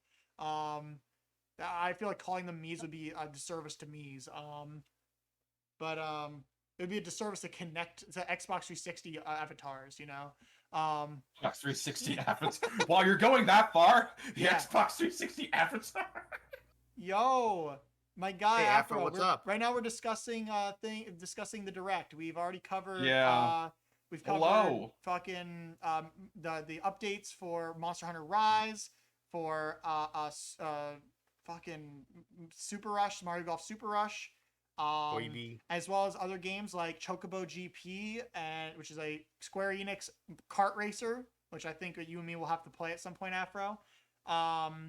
And Mario Party Superstars and other such things. We're talking about every game so far, and other like updates and all that. So we're like a fourth of the way through all the games, third of the way through, something like that, maybe a third. So stick around and participate in the discussion. We like reading what you guys got to say. But we are currently talking about the Disney game. What are your thoughts, Adam? Yes. I don't have any because I was just like, okay, it's Miitopia Disney Edition, but also not. No, okay, that's fair. It's like, I don't know, I'd much rather, not even Kingdom Hearts related, I'd much rather just a full-on new Disney video game than just like a port of a 3DS game that I never knew existed. Remake Like this new thing. Epic Mickey wasn't the best, but it was at least different. So I would like something more along those lines, like a new game with Disney characters as opposed to just this. That's another game that needs a Switch port. Epic Mickey. No, not really. Don't diss on fucking Epic Mickey. enjoyed Epic it. Mickey was fucking fun. I loved Epic Mickey. What about the sequel? I haven't played the sequel, but it looked fun. I wanted to play the sequel, just never really got to it. But I remember the first Epic Mickey, and that was fun. I enjoyed the first one. Chris, what are your thoughts on the Disney? So the next entry is actually somewhat relevant to this one that we're talking about. It's Star Wars: Knights of the Old Republic for the Yes, KOTOR is coming to the Switch. What's so funny is that they revealed this not too long after the PlayStation one said there's a remake. So it's like, wait, is this oh no, this is right after the remake. Not long after the reveal of the remake, So- we're getting a Switch port of the original. It's so funny because they said, "Oh, KOTOR is going to be a PS5 exclusive," and now we get the original version on the Switch. It's like, apparently, fucking not. It's still there. No, because they're saying the remake is an exclusive, not the original. Fucking whatever. I mean, it's the same damn game. Fucking but whatever. it's Fuck better. you. I don't give a shit about KOTOR personally. Okay, I know it's a I good haven't game. played it personally, but everyone I know like has played it loves it to death because this is back when Star Wars games were good. I know it's a good one. Yes, Knights of the Old Republic is a classic, along with Battlefront 2. The Battlefront OG Battlefront 2, 2, not the EA version. The original Battlefront 2 is great. Yeah, the original Battlefront 2. Pod Racer. No! I like Pod Racer. Shut up. I played it No! all the time. Okay, I gotta be honest, Adam. I mean, it's not the best, but I enjoyed fun. it was. I mean, I enjoyed Art it. style is dumb and funny, and the gameplay is terrible. Oh, I mean, I enjoyed it back when I played. I'd rather play the Star Destroyer section of Force Unleashed 100 times before I go back and play Star Wars Episode 1 Pod Racer. Fuck Force Unleashed. That shit sucks. I see. Fuck you, Bryce. Damn. That was a Damn. bad. Okay. I will drive to your house and beat you on camera. That's Oh, fine. damn. Try me. It only made Is me it- hotter. That didn't sound like a threat. That sounded like a promise. That sounded like he wanted to get kinky. That sounded like a straight guarantee. All right. What's your thoughts on KOTOR, Chris? I don't have any nostalgia or history with Knights of the Old Republic. All I know is that people really do enjoy the game.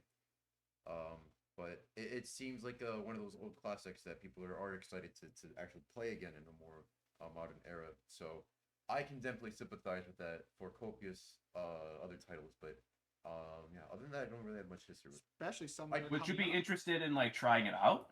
Some Does sort it of- interest you to at least try it out, Chris? Oh no, I'm sorry. I was just saying there were very few Star Wars games that I did play, but Okay. Lego Star Wars is one of the best Lego Star Wars games. I won't deny that. Lego Star Wars is fun. Rogue Squadron's also good. Rogue too. Squadron's the fucking shit. I hope they add Rogue that Squadron's later on. amazing. Basically, we're just all waiting for EA to finally lose the license in the next couple of years so that more Star Wars games can come out. Apparently they're not. They actually doubled down recently. Oh, well, still. But okay. So let's move on to the next thing. KOTOR's exciting, but we got more stuff to talk about. A lot more. A lot more. A lot more. Like, I feel like the end of this is going to take an hour by itself. Fine, just let's keep going, bro. Oh. We'll get there. We'll get there. We'll get there. We're more than We'll halfway. get We're more than there. Oh, we're more than halfway? Yeah. Okay. So the next entry is Dying Light Stay Human Platinum Edition coming up February 22nd. And 2022. Dying Light 2, the fucking Remember something. It was the fucking Cloud Edition, Cloud version or whatever. 2 is Stay Human. 1 was the Platinum Edition. Okay, yeah. Either way. Yeah, so both Dying Light games essentially coming to the Switch. How do you guys feel about that? I don't. Yeah, so I played a little bit. I remember Carlos actually. He played. He showed me a lot of like the first Dying Light, and the gameplay looks fun. I love the parkour. Reminded me a lot of like Mirror's Edge. With the parkour. And the combat looked really good. As well, and yeah, I mean, I don't have really much to say other than that. I mean, I hear the story's good, which is good. I hear it's well received, and from what I've seen, from little I've experienced, the gameplay feels smooth. The parkour feels smooth. You know, reminds me a lot of like Mirror's Edge, how Mirror's Edge gameplay was. Yeah. And yeah, I don't really have much to say about it, but it looks good, and I'm glad it's coming to the Switch, so that people can play Dying Light on the go. What are your thoughts, Chris? I don't have any history with Dying Light other than that I have a friend who goes hard in Dying Light. Victor mentioned Carlos got him to play. Yeah, I mentioned Carlos. Our buddy Carlos really loves these games. He plays them he played them all the time for a while. I don't know if he still just loads them up to play them or not. But yeah, I hope he's excited for those. I wonder if he said anything about that yet. But yeah, no. So Dying Light, those are certainly coming to the Switch. Anybody who wanted to play them and couldn't play them before, got them. I don't have much of. It's a definite win for Dying Light fans for sure, especially for definitely. people who wanted to play Dying Light on the go. Yeah, I haven't wanted to play it myself. I'm not a big fan of the aesthetic of it, but hey, that's not for me, but it doesn't mean it's not for other people. So it's a good entry to this list, in my opinion, regardless. Adam has said he's had nothing for that one, so I guess we can move on. Alrighty. The next one is Triangle Strategy, March 4th, 2022. Yes. Triangle Strategy looks very good. Another strategy RPG. Looks like, since it's a Square Enix game, it looks like it's very inspired specifically by the Final Fantasy Tactics game. The Fantasy Tactics, which I really appreciate. With the height levels and everything. Just the camera turn alone reminded me of Tactics. Yeah. Just that alone. So I think that's going to be. I've heard so many good things about the demo. Sarah Suna loved the demo. She played the shit out of the demo, and so I think she's extremely excited for that game. So seeing more details and more trailer and gameplay and stuff looks really good, and seeing the updates from the demo that they fixed from the fan feedback is amazing. Square Enix is actually doing shit right, and it's a good thing to see. I'm very proud of them as a company. You know, they're actually taking fan feedback into consideration for, you know, issues and stuff when they haven't really made a game like this in a very long time. You say that until you play 7 Remake, which you'll curse every single second of it. Probably, but I cursed almost all of 7. You will purposely find issues where there are none. That's false. Yes, I agree with that. False. Okay. Adam, what do you think about Triangle Strategy? So personally, not too interested in it because, like I said before, if it comes to RPGs, I'm more of an action guy than like tactical or like turn-based or stuff like that. I love the look of it. It's very Octopath Traveler-ish. I love the look of it. Same team. Yes, the tinting, whatever you want to call it, it looks fantastic. I do, like Bryce said, I do like that they took into consideration what people said after doing the demo, which they also did for Stranger of Paradise. Let's hope the improvements go for that, but that's a talk for another time. So nothing for me personally, but the game looks cool, and for Tactics fans, I hope they get what they want, and yeah.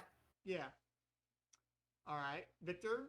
Yeah, it's gonna be from my end. It's kind of gonna be like either a while till I find something to talk about, or I'm more or less done at this point. So yeah. Yeah.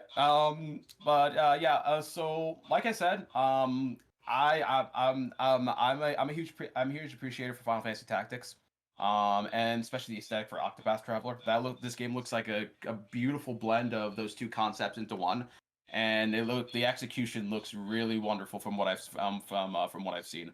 But yeah, I think it's gonna be good. I'm glad we're getting more games with the strategy combat like Final Fantasy Tactics, because I feel, especially when Final Fantasy Tactics first came out, the gameplay style of it is like no other, and it's heavily underused. I'm glad it's being, you know, that type of that turn-based combat, that type of tactical RPG gameplay is used a lot more, and I'm glad it's being showcased really well, seeming with this game. So I'm personally really excited, and this honestly makes me want a Final Fantasy Tactics remake more and more. I mean, it only made me want to play more Fire Emblem games, honestly. And it also made me kind of excited for Advance Wars 1+2. But, Chris, what are your thoughts? I wouldn't rule out the possibility of me potentially trying it out myself. Makes me want to go back and play just Tactics. I did play Tactics Advance, but Tactics specifically, I remember just music and just the atmosphere of just being within the presence of actually playing the game. Definitely one of probably the first tactical RPG kind of game that I've ever even played. So it's nice that Square is keeping that alive. Nice, it's nice and it's filled with substance. It's good. It's getting good, and they're listening to player feedback too. Mm-hmm. I appreciate a lot. As much as I like seeing Triangle Strategy, I would rather have seen Dragon Quest 3 HD 2D remake, because that shit I need to see more of. That shit was so clean. It's Square Enix is kind of an anomaly. Like you hear about all this stuff that they do and whatnot, but then you play games like Dragon Quest 11. You hear, or just Dragon Quest overall. You play something like Final Fantasy Tactics, or you see something like Triangle Strategy, or Octopath, and just these other titles, and it's like you're all right, but you need what's going on. I don't know. It has more. It's less because it has more to do with like the individual creators of these games are good. It's the upper management of Square Enix that isn't the greatest. Yeah, it's like it's more management than the actual developers. The developers are fine, but some of the management is just really done. But that's a discussion for another time. Yeah. Also, Chocobo GG is the greatest game they've ever created. Yeah, that's another thing too. That was. Oh my god, Babylon Fall being a fucking live service. We talked about that to death. Let's move on. Unbelievable. But yeah, let's move on. All right, what's next? All right. Next is Aliens Colonial Dread. Actually, you're not too far off. As far as like the aliens go. Next up is a little more in-depth looks into Metroid Dread. Yes. October 8th. Yes. You did say Aliens Colonial Dread. Oh yeah. My bad. Damage has been done. Oh my goodness. The damage has been done. Shit, the damage has been Dread. When I saw it because of the weird they're spelling out Dread, I said Dread Dead Redemption. My god, you know what? That one DLC for the first game that was cryptids and zombies stuff like that. It should have been John Marston in space. Marston space. All right. Anyway, well, let's do, since there's been a lot of talk about Dread already. Let's do quick glimpses of what we think of it. Chris, you go first. It's looking nice so far. I know that they featured much about it for quite some time. So, I spoke about this very sparingly before, but I'm curious as to for a 2D Metroid game that hasn't been released for such a long time, officially that is. Besides, I mean, wasn't Return to Samus not too long ago? Return to Samus. It kind of makes me like it seems like it's been a game that's been out or that's been thought about or conceived for some time now. So I'm curious. Yeah, Dread itself has a very convoluted history. It's actually been in the works in various stages for over 10 years. Mm-hmm. Yeah, so because of that, I'm curious as about the scope and scale of the entire game. Given what we've seen so far, given how much time has been thought out into a game like this, and on top of that, there's Prime in the future. But yeah, it's I'm glad it's turning out promising. I'm glad I'm glad people aren't disappointed when they saw Federation Force. It's nice to see Metroid bringing hype again. Mm-hmm. I honestly thought Federation Force was pretty fun. That game was, I mean, as you say, it wasn't like a basic normal. But Bryce, this one people were thinking there's gonna be a full-on new Metroid game, and all of a sudden you get this weird chibi spin-off. That's what people were upset about. Nobody knew it was gonna be a full one. They announced, and people were like, "Why didn't you get a whole brand new Metroid with Samus thing instead of a spin-off?" You know, it's like it was not mentioned to be. It was never said or meant to be a full-on thing. It was meant to be a spin-off, which is what they did because they first showed it off as Blast Ball at the Nintendo World Championships. You know, we saw Blast Ball first. And it was a shame. It was a shame as well because Federation Force was generally a fun game. Mm-hmm. Very fun. Even though it didn't have Samus in it, I mean, it was a fun spin-off game. Samus was in it, but she was only there for story reasons. Well, yeah. But you didn't play as Samus, that's the thing. Samus wasn't the main focus of Federation Force. But Federation Force isn't the focus of this talk. It's basically because, after Other M came out, and all of a sudden you had this new Metroid game. It's like, oh, we have a new Metroid game to bring things back to normal. And then all of a sudden, Metroid Prime Federation Force. So it's it seemed like more bad choices after that, bad choices regardless of game quality. That's what it seemed like. That's what people were disappointed. So that's more or less what it is. Adam, what's your thoughts on Dread? What's my thoughts? Yes, you're on Dread, on what we saw. Oh, I'm not too big on the 2D search action genre because that's a new term going around. Really? They call it search action instead of Metroidvania? Well, because Metroidvania, when you think about, it's kind of limiting nowadays, and search action kind of sounds cool. Thanks, Matt McMuscles. So I'm not too big on like 2D ones. 3D ones like Batman and Bloodborne, because Bloodborne's technically like that. I'm a little more into, but like I did try Bloodstained a few years ago and it's fun. So I don't know if I'll personally try it. I know a friend of mine is excited for it, but the game looks gorgeous. It's finally like a new canonical Metroid game. Since it's actually Metroid 5. Yep. Of the main Metroid I series, like yeah. the mechanics of the robots trying to hunt you was pretty cool. Yeah. I was originally worried it was only going to be like snowy environments or like inside a space station, but then they showed, oh no, there's varying environments. So it looks really cool. I know there were some middling opinions about Samus Returns, Return to Samus, whatever the remake was called. But it's because the same development team, but it looks like they upped their game for this time, so it's probably gonna turn out pretty good. I'm personally not gonna get it maybe, but I have a feeling it's gonna be pretty good. And for all the people waiting for Prime 4, this will hold you over as long as you don't mind the lack of a Z-axis. See, the Samus Returns was like mostly the Return of Samus was mostly like, unanimously positive. The only reason people had anything to say bad about it is because people were mad about AM2R getting removed. That's it. true. That's it. It's all. It was just because a fan game was pulled from thing, and then they announced that they were already working on a title. This is one of those cases where like I don't agree with it, but I can understand it compared to other times at least, because like, oh, we actually have a project in the works, as opposed to like, oh, we're gonna take it down just because. Yeah. Yeah.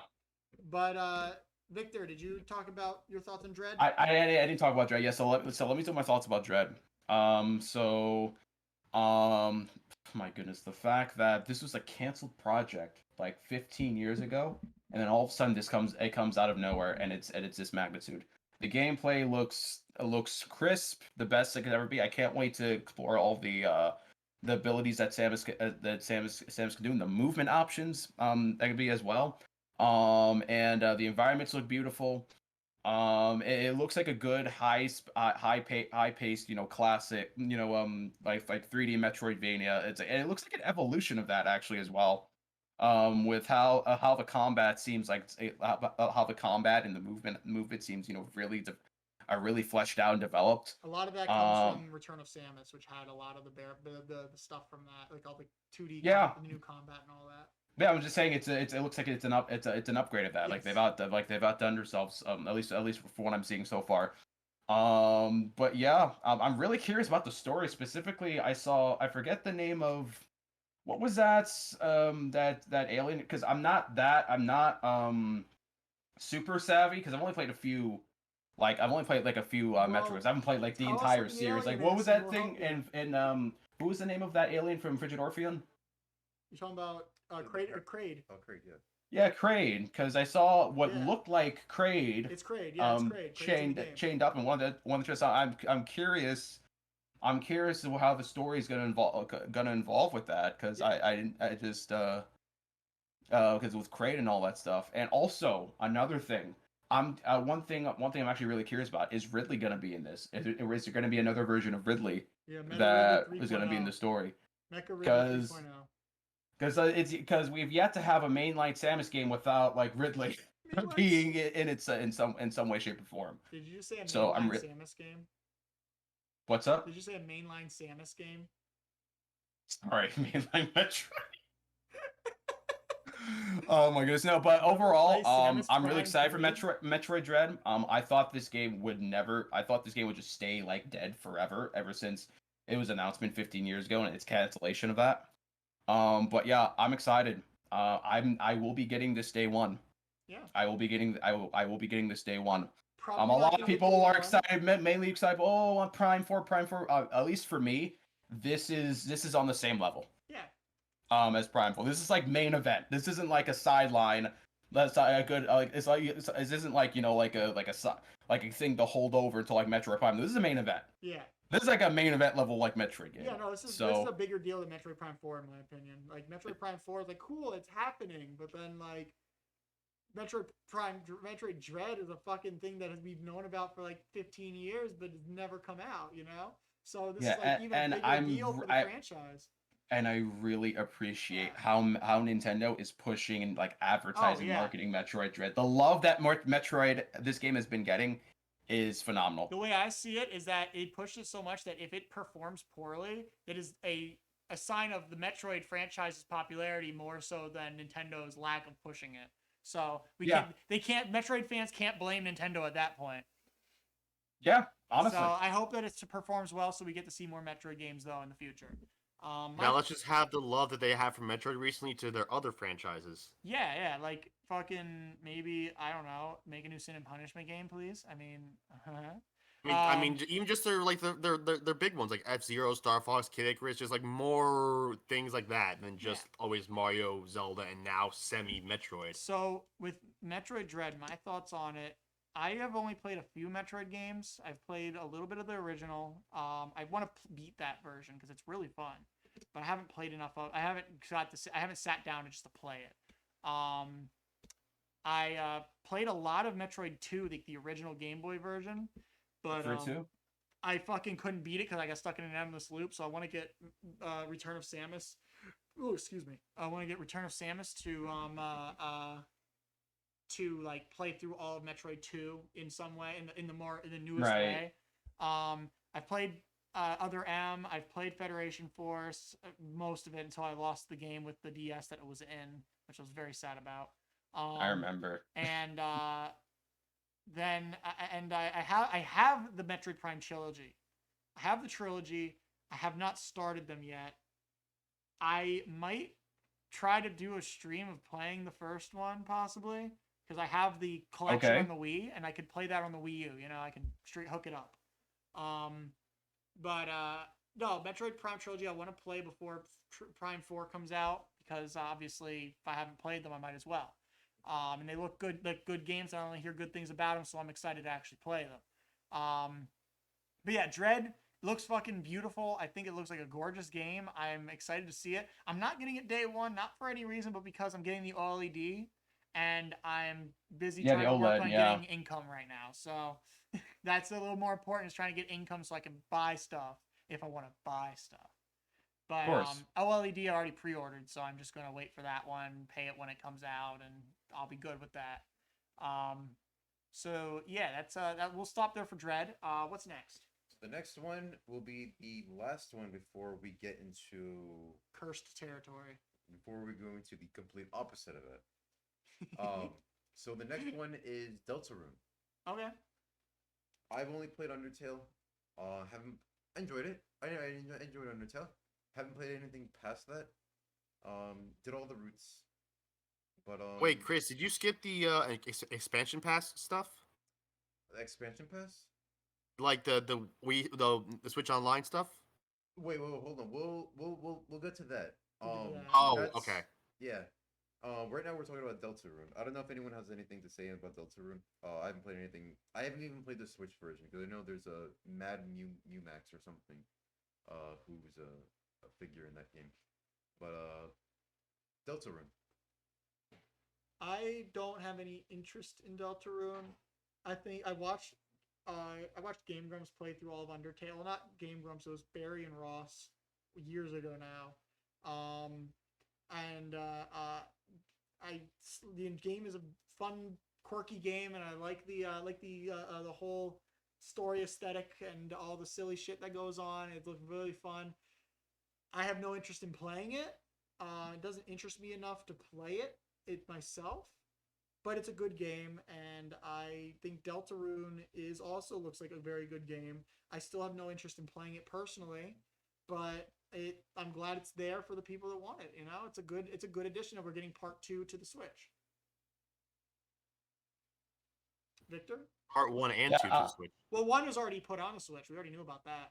Well, now they're bringing. I think it's like they're one. Oh yeah, sorry. 2's a free expansion to 1 is what they're doing. Yeah.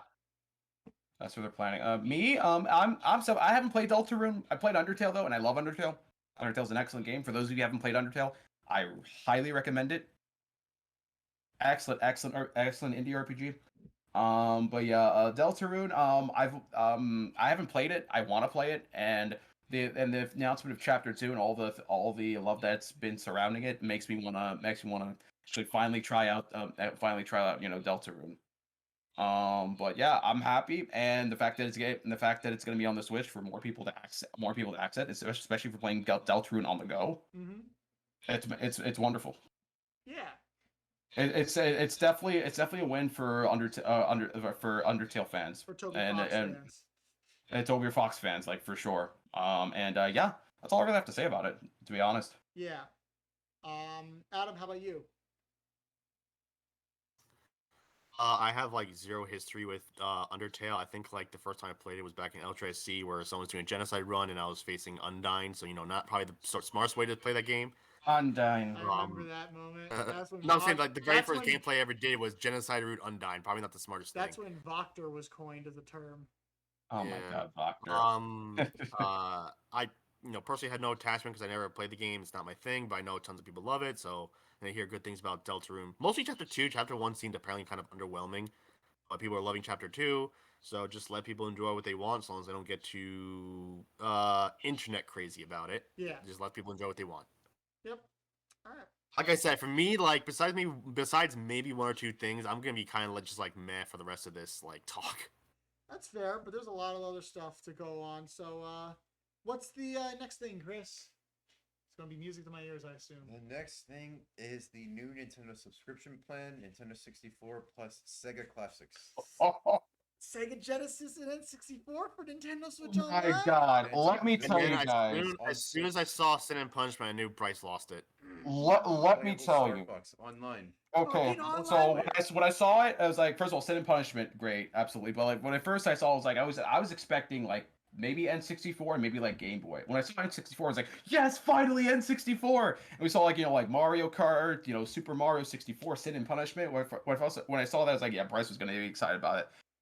But then out of nowhere, Sega Genesis. they announced Sega fucking Genesis for the Nintendo Switch Online. Completely out of left fucking field. Yeah, Like, Sega just what did the- RKO on Nintendo. Yeah, out of nowhere. And then I see all of a sudden there's over there Echo the Dolphin, Sonic the Hedgehog 2, Shining Force. Like what is happening? I was like, It's oh rage. my god. I fucking love it. I fucking love it. I did not expect it at all. That was completely out of nowhere, but I fucking love it. That alone for me, because I love the Sega Genesis. The Sega Genesis is a wonderful console. I've had a lot of memories with the Sega Genesis, although I have not owned a Sega Genesis. I've had a bunch of friends back in the day who had Sega Genesis, so I played Sega Genesis games on. I remember like Sonic the Hedgehog 2, I remember Shining Force. Comic Zone was another one. I played a little bit of Echo the Dolphin as well, but mainly, Sonic and I remember Shining Force as well, but oh my god. Oh my god. Excellent edition. And I think that alone, if the Nintendo, I think that alone sold me on the expansion pass. It was gonna sold me regardless, especially with N64, but that absolutely positively. I do not mind paying more money for this subscription just to get like Nintendo 64, but Sega Genesis alone. It's just oh my god, excellent. I'm gonna let everybody else talk before I go, because fuck, dude, I'm gonna destroy the stream. But Holy fucking Adam, you go fucking first. shit. Adam, you go next. Yeah, I mean, what do you think about this, Adam? Cool. Cool. Chris, I like Nintendo stuff and I like Sega stuff. For people thinking it just I don't like it, I do. It's just like I have weird nostalgia towards Nintendo, if that makes any sense. Like it's like I don't have any. It's just like not as big as like everyone else here. Understandable. So like Ocarina of Time's like cool, but I had 3DS version, which I think in some ways is better. It is. 64 is cool, but like who the hell hasn't played that? Like I don't even own it. I think I've played it. Genesis stuff, like I've played Sonic 1, obviously, stuff like that. Comic Zone I played the PC version of, but I never finished it. I played the I PC don't version remember. of Comic That's like Zone. one of the few PC games I've ever had, besides like some educational games. Like I don't know, just I was always raised more 3D than 2D, so I have more nostalgia for some 3D games. So like I guess I'm kind of contradicting myself because N64, but I don't know, just for me it's just cool, nothing bad, nothing good, just cool for people who like it, cool. Yeah. Chris, you go. I'm fucking excited. Banjo-Kazooie on the Switch. Oh, that too. Yeah. That too. That is that's my favorite N64 game, as well as Tui on the N64. You better stream. Right. You better stream Banjo-Kazooie. We'll see. We'll see what happens. I should have no problem streaming that game as well. Yeah. Given my computer. Yeah.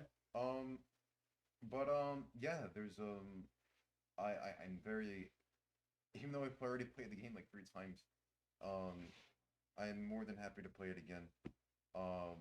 Might even stream Tui if possible, maybe. If when it comes out, because we have to wait for Kazooie to come out first. It's not coming out right Yeah, away. because Kazooie's gonna come out I'm just first. saying that for the future, when there are more entries, such as potentially Rogue Squadron, then I'll be probably maybe doing that as well. I don't know. Yeah, there's that. There's also Yoshi's Story, which is a game that I've always hounded my mom to rent at Hollywood Video, but I never really got back when it was Hollywood Video. I love Hollywood Video. And I never really got the chance to play it. I saw like my brothers play it, but I never really got the chance to actually play it myself. Only just spectated. So it's one of the many games that I want to actually just like play myself and then enjoy. Yoshi's Story is really fun. I think you'll enjoy it a lot. Yeah, I'm very excited for the fucking like online multiplayer for Star Fox that you can play. Like, come on! Oh my god! And we're already getting that. It's amazing. That reminds me a lot of because I know I think 64 3D had multiplayer of that, but the multiplayer that I've seen heavily remind me of Star Fox Assault multiplayer. Yeah, I'm not only looking forward to the potential additions that are going to be made, but I'm also curious as to seeing what the plan is. So, we'll see what happens as that day comes. Yeah, the price increase is probably going to be a price increase, which makes sense. As well as and honestly, with those 2 expansions alone, depending on how much it is, which I would imagine it would probably be. I would imagine they're gonna have $60 or something like that. I don't think the price is gonna be that much. If anything, I'll probably be like maybe like a $5 to $10 increase. It depends.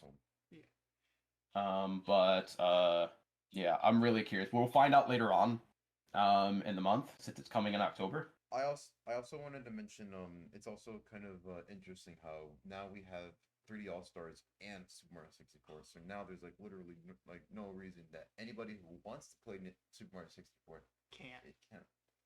Yeah. I can definitely see as a future edition for like N64, for example. I think Smash Brothers has to be a shoo-in. And GoldenEye. That could be a licensing issue. They might not be able to. True. I mean, true, but I mean, it's still possible. I mean, they could. I don't know how the movie side of it with licensing stuff. Like they were able to do the Wii remake back in like 2010. Yeah. Whenever that came out, but like movie licenses are always fidgety when it comes to stuff like games. So like I wouldn't.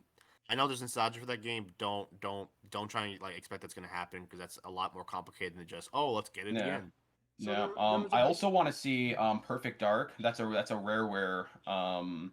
That's a Rareware game. It's kind of similar to GoldenEye, but it's kind of not. It's like a first-person shooter made by Rareware. Rareware Perfect Dark is Victor. It's a popular game. It's a good game. Yeah, I know. Yeah. I've just had nostalgia for the original. So I hope that comes, and of course Donkey Kong 64. Oh yeah, that one. I have a soft spot for Donkey Kong 64. Diddy Kong Racing. Diddy Kong Racing. Yes. Diddy Kong Racing. No, absolutely. Not the DS remake where they removed Conker and Banjo, but the original with Conker and Banjo. Yes. But are you guys ready for me to enter the fray with this one? Go ahead. Really, put your head. Go ahead. Well, I wasn't sure if I was finished with what my thoughts were. You finished your. I'm sorry. Finish your thoughts. I'm sorry. I didn't really. Yeah. I mean, I think I've pretty much wrapped up what I needed to say. I just wasn't sure how they were going to go with the plan.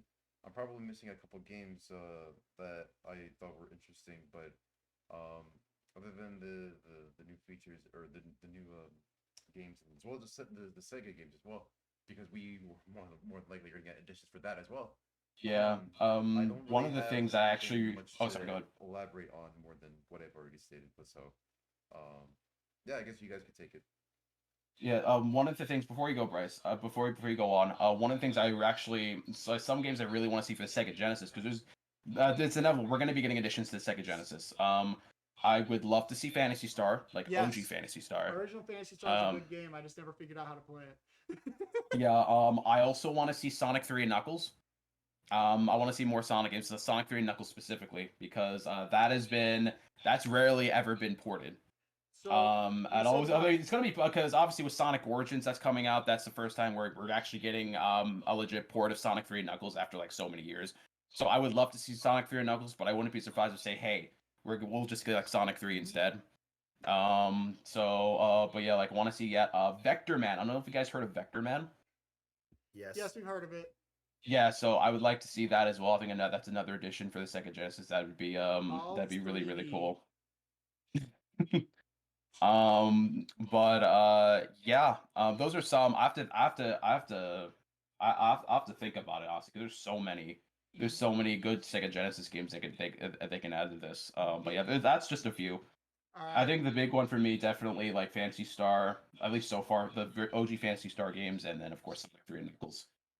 But no, we'll have to see that. But yeah, Bryce. Alright, so Let her first rip. I'm going to cover the Genesis stuff. So I didn't grow up playing Genesis, but I've had like Genesis plug-in plays. I've played a bunch of the games on Genesis on the Game Gear versions. So I have nostalgia for things like Streets of Rage and Echo the Dolphin. Streets of Rage, yeah. Fucking love those games, especially Echo the Dolphin. Fucking love playing as a dolphin going all around, you know? Fucking shit's fun. Fighting alien menaces as you're swimming around to eat all the fish. Yeah. So Echo the Dolphin is one of the ones that I gotta play through all of it. I have never beaten Echo the Dolphin, so I want to fucking play through and beat Echo the Dolphin. Right. They're very fun games, and they're also Metroidvanias. Yes. So there's obviously that. Obviously, there's a bunch of other good Genesis games. This is more fodder for me to stream. I will stream a lot of these games. I will happily do so. Because I want to play Shining Force. I've never played it, but I've always been interested. I want to play a lot of stuff like that. I've played some. I played one of the most recent Shining games, being Shining Resonance Refrain, but I haven't played many other Shining games. Shining Force games though look really good and really fun. And so, mean green. I just have Puyo Puyo Tetris. I don't need to play an outdated Puyo Puyo. I don't care. I like it. It's Dr. Robot's Mean Green Bee Machine. So that's a classic. There's obviously that. I am hoping for a Master System, an NSO now. Master System. That'd be cool. Because I like the Master System library personally more than Genesis. Because there's a lot more games on Master System that I really like Phantasy Star 1, Shinobi, they had a Tom and Jerry game on the Master System that was really fun. I played a lot as a kid. Space Harrier, Fantasy Zone. Harrier. All sorts of things. Space Harrier is a great game, by the way. Love that game. I think another game that I would actually love to see now that you mentioned it is Outrun. Or Afterburner. Afterburner, Outrun. Genesis, yeah. But yeah, Outrun would be good too. But yeah, so like there's a lot of games there. I'm just covering the weaker one for me because the other one has got me good. I was more expecting to see Game Boy and Game Boy Color games. I was more expecting that. It was. It made more and then all sense. All of a sudden, Sega. It made more. I mean, in general, it made more sense for Game Boy and Game Boy Color games. But obviously, we're getting more stuff. We're not going to get GameCube games anytime soon, in my opinion. You know what this opens the door for, though? I wouldn't be surprised that in the future for NSO we got Sega Dreamcast in the future. Be surprised if we got. It opens the door for that. So I think we'd get Saturn first because Dreamcast is more of the GameCube era, and I don't think they're going to cover the GameCube era right away. But unless they decide to just go with Dreamcast, because why not? But it opens the door for like Dreamcast in the future. Though. It also opens the door for other older rivals that no longer are in the console market, like Atari, Intellivision, Coleco, Commodore, anything you can find, and just throw in different shit. Honestly, I expected to get the full library of the Virtual Boy before we were gonna get N64 games. Not gonna lie, right? Which I would have been hyped for because I want to play the freaking Virtual Boy Wario game. Right. But yeah. So obviously Genesis games fucking sick. Like they're good. They're fucking good surprise. Good thing. It's gonna be fun to play them because I do like the games on the Genesis. I have a Genesis. I haven't played much of it because I only have like 5 games. But maybe we'll get World Champion Edition for Street Fighter 2 or some shit. You know. Right. But yeah, there's a lot of games in there that. Yeah, fuck it. Let's do it. Altered Beast? Fuck yeah. Hell yeah. You know, shit like that. So I'm excited for that. That's gonna be exciting. But N64? They got me fucked with some of these titles. Let's go. Fucking okay. Let me put it in perspective. N64 was essentially my first console as a kid. You know, I grew up with that and the PS2 primarily as my consoles as a kid. So, and in my preteen to teen years was the Wii and GameCube and Wii and, you know, play PS3, you know, whatever. But, like, fucking N64 games that I can play with my subscription. I have been wanting to play Star Fox 64 on live stream. I finally get the opportunity to do it. I love that game. It is my 5th favorite game of all time. I have played that game so many times. You guys have no fucking clue how much I love that game. Fucking Sin and Punishment is one of my top 10 favorite top 5 favorite franchises, I think, of all fucking time. I love the Sin and Punishment games. The original one in the N64 I played through on the Wii U when it was put up there on the eShop for $5 fucking bucks. I was like, hell yeah, let's do this. Played through that shit. That was awesome. Sin and Punishment Star Successor on the Wii needs to be re-fucking made. That shit was awesome, but it doesn't deserve the shit that it got. It should have sold better on the Wii and Wii U, which it sold fine on them, but should have sold better. Those games. I agree on that. Those are arcade on-rail shooters to the finest. Perfect fucking arcade shooters. I love them. Or on-rail shooters. They're so good. The worlds are so wonderful. But I get to play through Mario 64 again. Why not? I mean, I already 100%ed it on fucking 3D All Stars, and I played through it a shit ton, every other fucking version except for the DS one. But like, I fucking love it. I love it.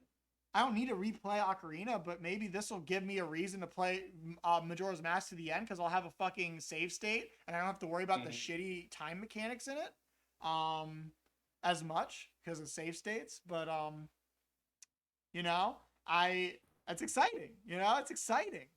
Yeah, I think it'll definitely give me a chance because I've never finished Ocarina of Time. I did like half of it, but then this was like years ago. Ocarina of Time's a good game. Ocarina of Time's a good game. I think it gets overhyped, overblown, personally. But my favorite Zelda games are fucking Twilight Princess and Link's Awakening. So, yeah.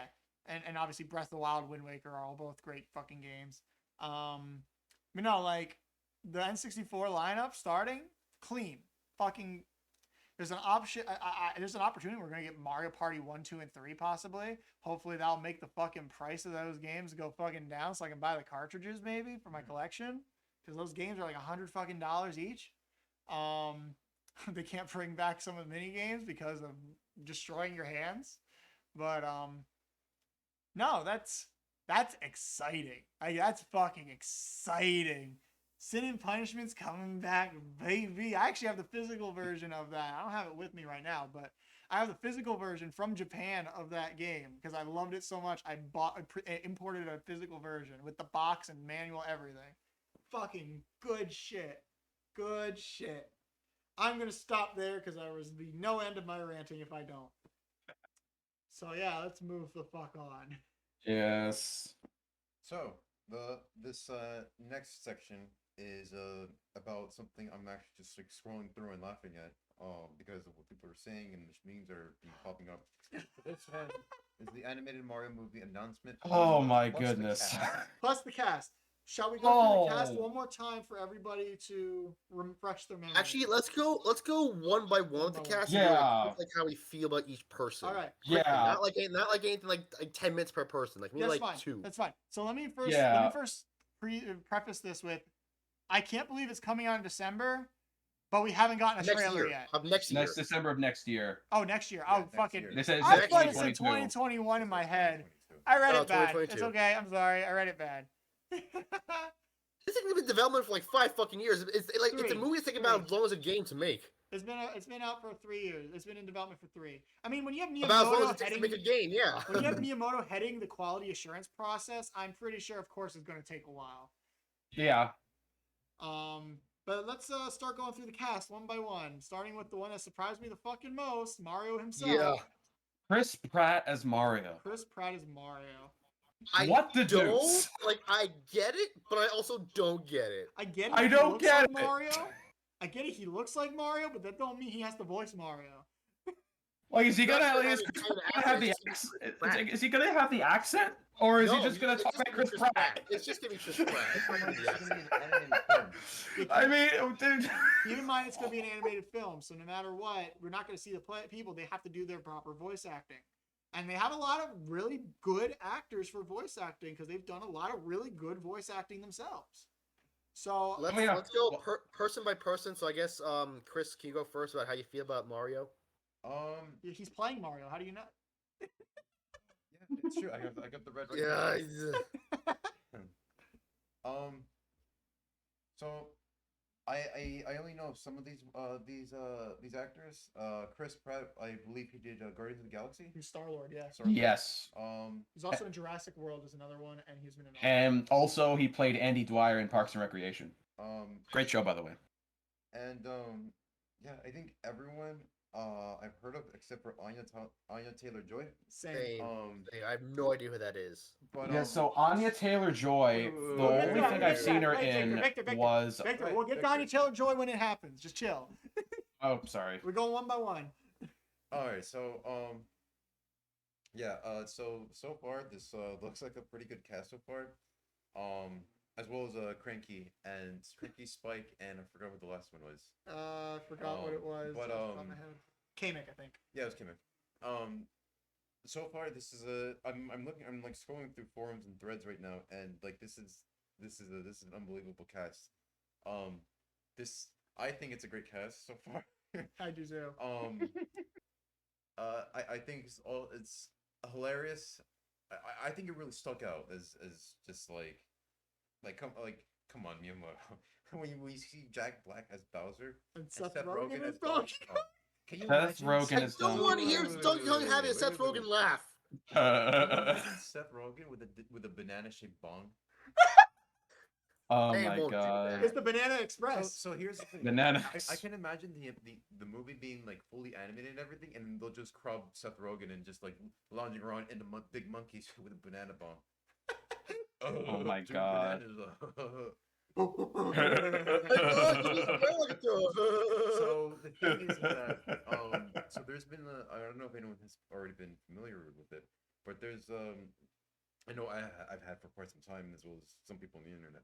There's just been this copy pasta that's like this summer, and it parodies what an actual like live action Super Mario Brothers movie would be.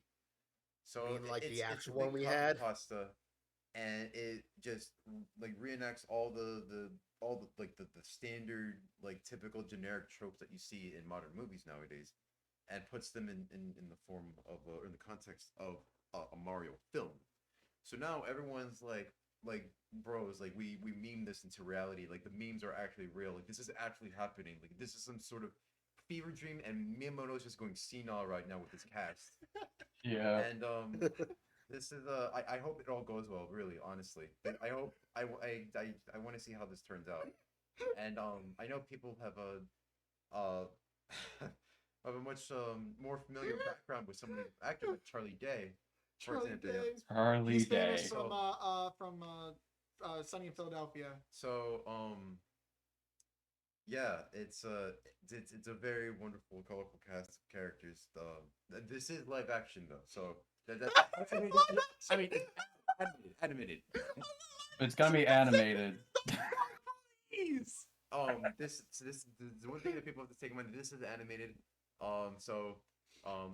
I know some people are saying like, bros, like, why is Charles Martinet like doing the voice? I'm like, man, 66. I'm pretty sure like he probably doesn't have like the strength to do like a full feature film. So yeah, and he's yeah. still present. Yeah, because he's an icon to Mario. He's present. Yeah. in everything. And he will be in the movie. He will as a be cameo appearance too. He's probably gonna be the Wrecking Crew guy. I don't think he's gonna be in. I know people like to meme about Danny DeVito, but I especially now with WarioWare, come on. Yeah, why isn't Danny DeVito Mario? Fuck. I know the memes about that would probably happen, but and you know he's also getting old as well. But That's the post-credit scene. Yeah, Danny DeVito's Wario. The next movie is imagining it. The next movie is Wario Land. Gilbert Gottfried as Yoshi, though. No, Bryce. It's Wario Mong. Oh my Did you hear what Chris said? About Gilbert Gottfried as Yoshi. Nah. And this is probably even the whole cast too. So we'll probably see more. Bang! Later on, and so I think that's you also got Keegan Michael Key. Oh, I love and Keegan Michael Key. I don't know, I haven't seen or heard of Anya Taylor-Joy, so I just looked her up. She was that one girl from the movie Split. What the fuck is that movie? Yeah, that's what I was about to say. It was the M. Night Shyamalan movie about the guy with tons of multiple personalities.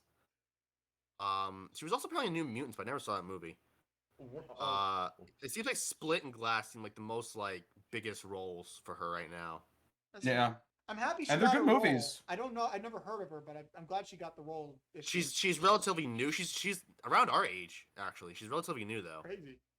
Yeah, her very first thing ever was in 2014. Oh. So two things I wanted to say. I almost forgot. Well, one thing I almost forgot. One thing. Now that you mentioned age, there's something that I need to add in. I think this is also being made by the same person who made the Minions movie. I think. The DSP. Same studio. I don't know about same director. Same team. And when I was in first grade, I knew someone who went by the name of Taylor, and I knew someone who looked just like her. I remembered who she looked like, and now that you mentioned the same age, I'm thinking that can't be who I think it is. No, born in Miami and raised in Buenos Aires and London. How do you? Okay, raised in Buenos Aires and London. So no. Okay. I'm shocked that you got that information right off the bat. He's on IMDb. Oh, okay, never mind. No, I'm on Wikipedia. All right. Yeah, I never heard of her, never seen her, but so now this is being a part of this. Oh, she's gonna be Furiosa in the Furiosa movie. I don't even know what that is. Mad Max? Never watched the Mad Max movie, so I can't help you there. Mad Max Fury Road, Furiosa is in that. She's gonna play Furiosa, even though that was originally oh god, what's her name? Oh, no, originally let's continue on with the thing. Yeah, all right. So that's pretty much what I have to say. I'm looking forward to it amongst everyone else. I know a lot of people I'm seeing right now, they're just laughing their asses off. Some people are saying this saved the direct. Some people say this is just they haven't laughed harder in ages. So this is definitely something really big that isn't just limited to video games, but now it's a thing, and it's probably gonna explode even further on Twitter as well. So hell yes. Oh my goodness. Victor, you go because you're gonna speak the most. Okay. So first off, TLDR, great cast, excellent cast. Now, when I first watched this, obviously my job was literally because when I saw Miyamoto, I was like, okay, wait, is he gonna announce something like a new Mario game? Because that was been rumored. And then I see Illumination. It's like, are we gonna see a trailer for the Mario movie? And it's like my jaw was literally dropped for literally the entire time they were showing the cast. And it was like, I'll check the VOD to see if that's true or not. Well, I mean, I wouldn't say that, but it's an exaggeration, but Chris Pratt as Mario, that's funny to me because I never heard Chris Pratt do an Italian Brooklyn accent or anything like that. He can do it. He doesn't have to at all. Yeah, but it depends on what direction they want to take, with the voice of, this iteration of Mario. But I can imagine he's a great actor. He's done various different voices. I can imagine him doing it. But it's a funny but great choice. I loved him in Parks and Recreation. He played Andy Dwyer in that.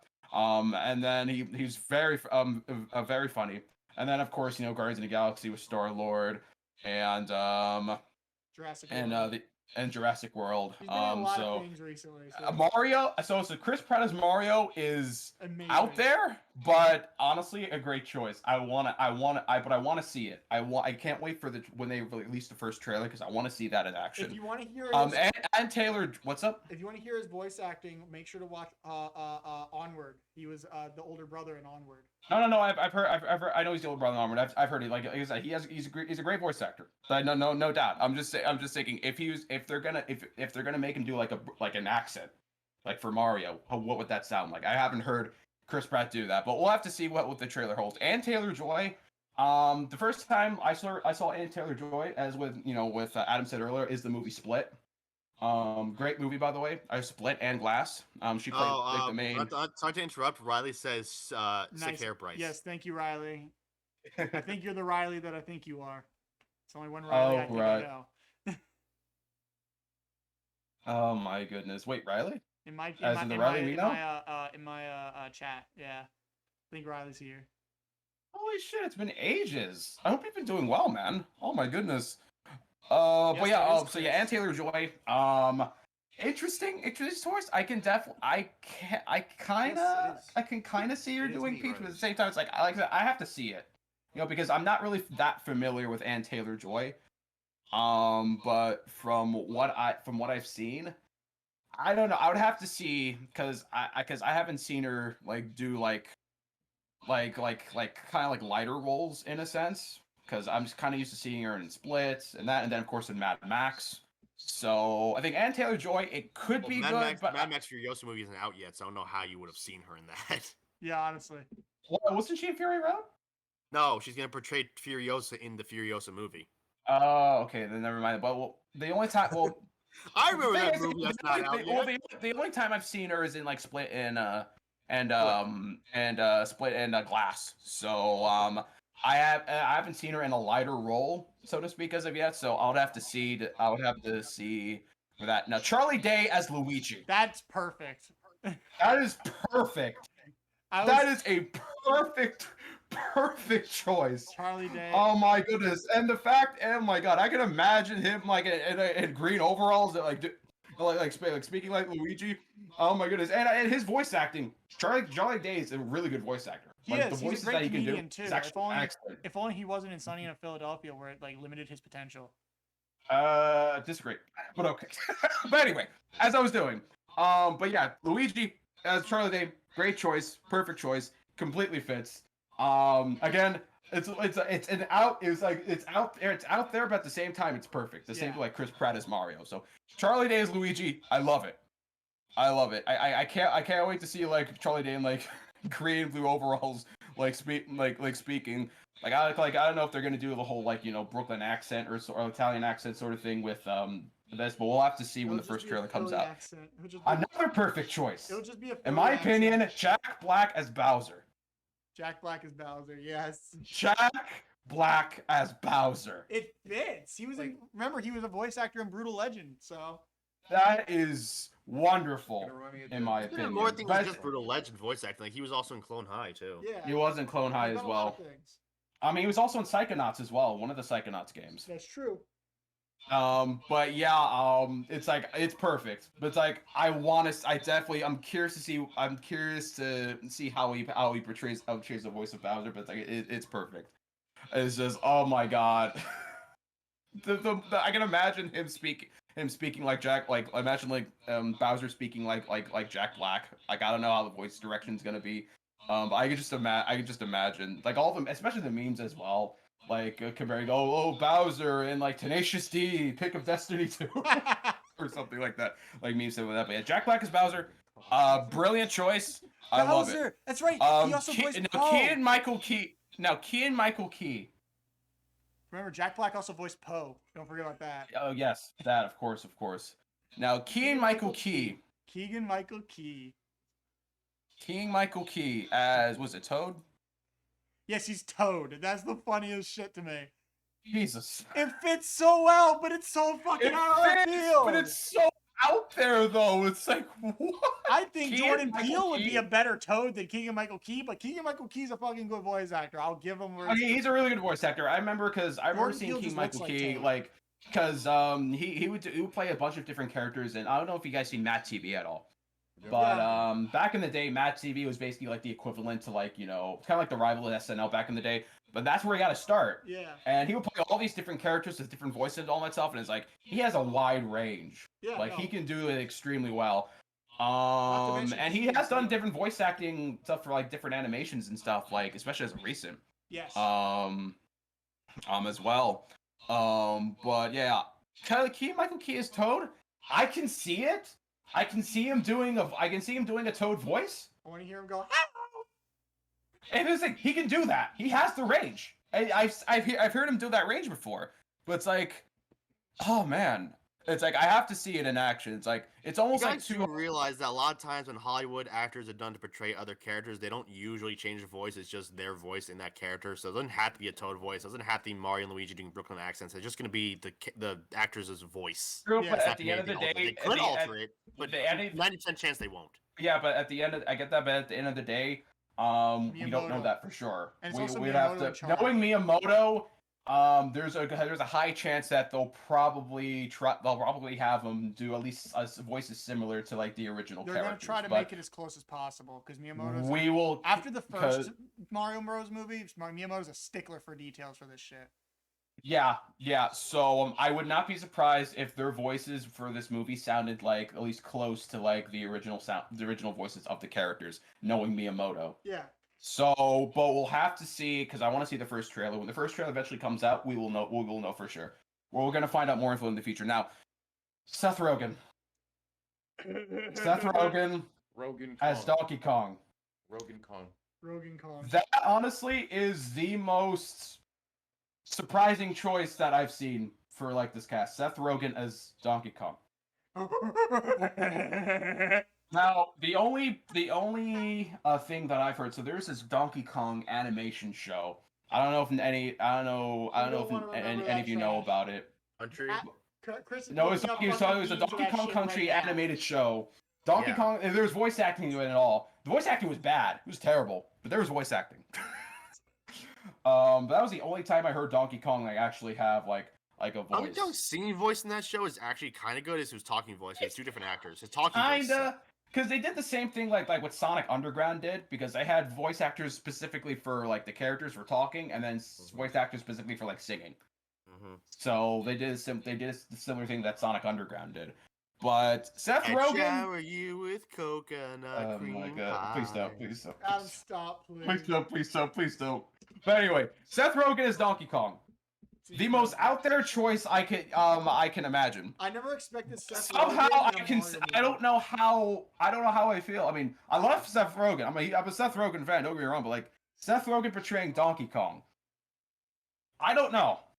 I honestly am. I think I'm at the point where like I want to see it. It's like it could be good, well, but it's like but at the same time it's like Seth Rogen out of all people playing Donkey Kong. Well, for me. I'm finding that like hard to believe. Like out of all of them so far. So I think I want to see how he portrays him. But it's like I'm open for it.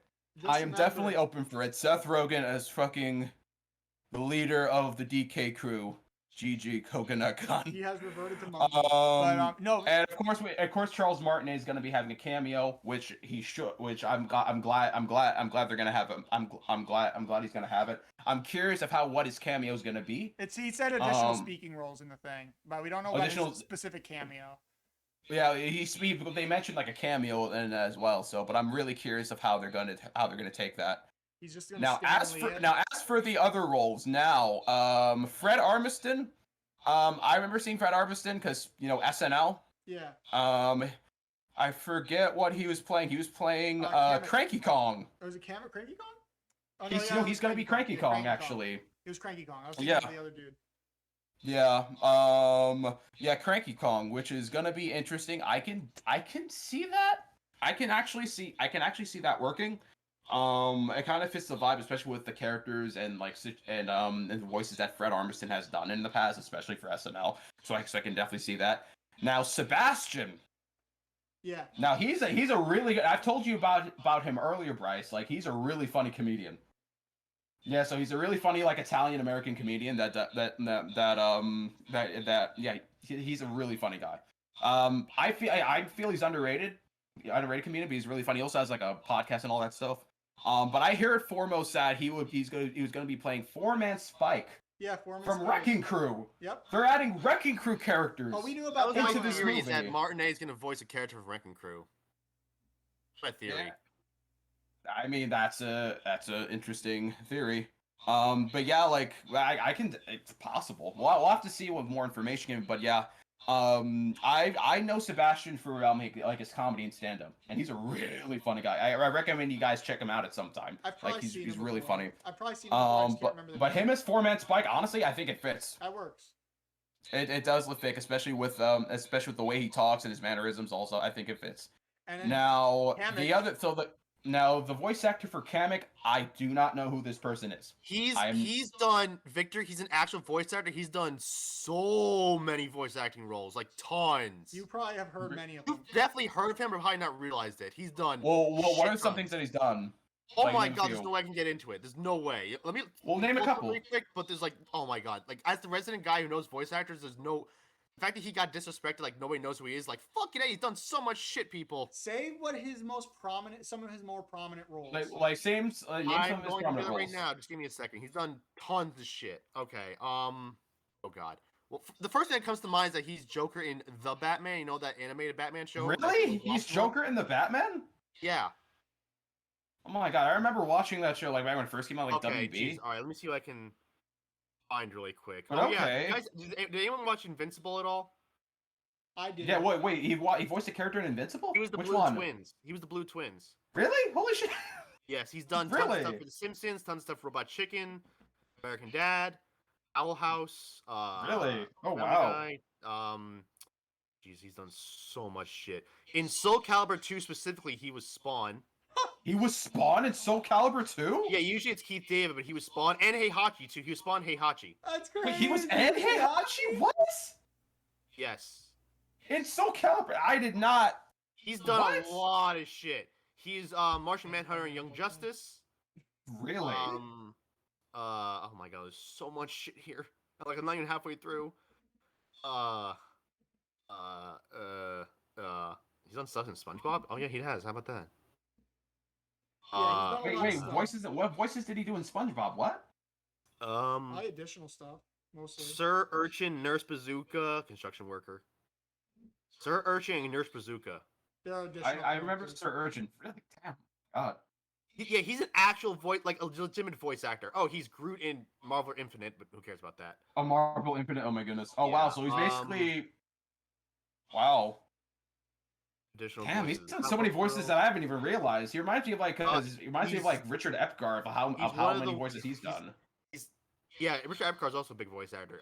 He's done one of the Woolies and Samurai Jack. He's also Demongo, whatever. Really? Samurai Jack. What? Really? He's Dark Laser in Fairly Odd Parents and AJ's He's Dark dad. Laser? Yeah.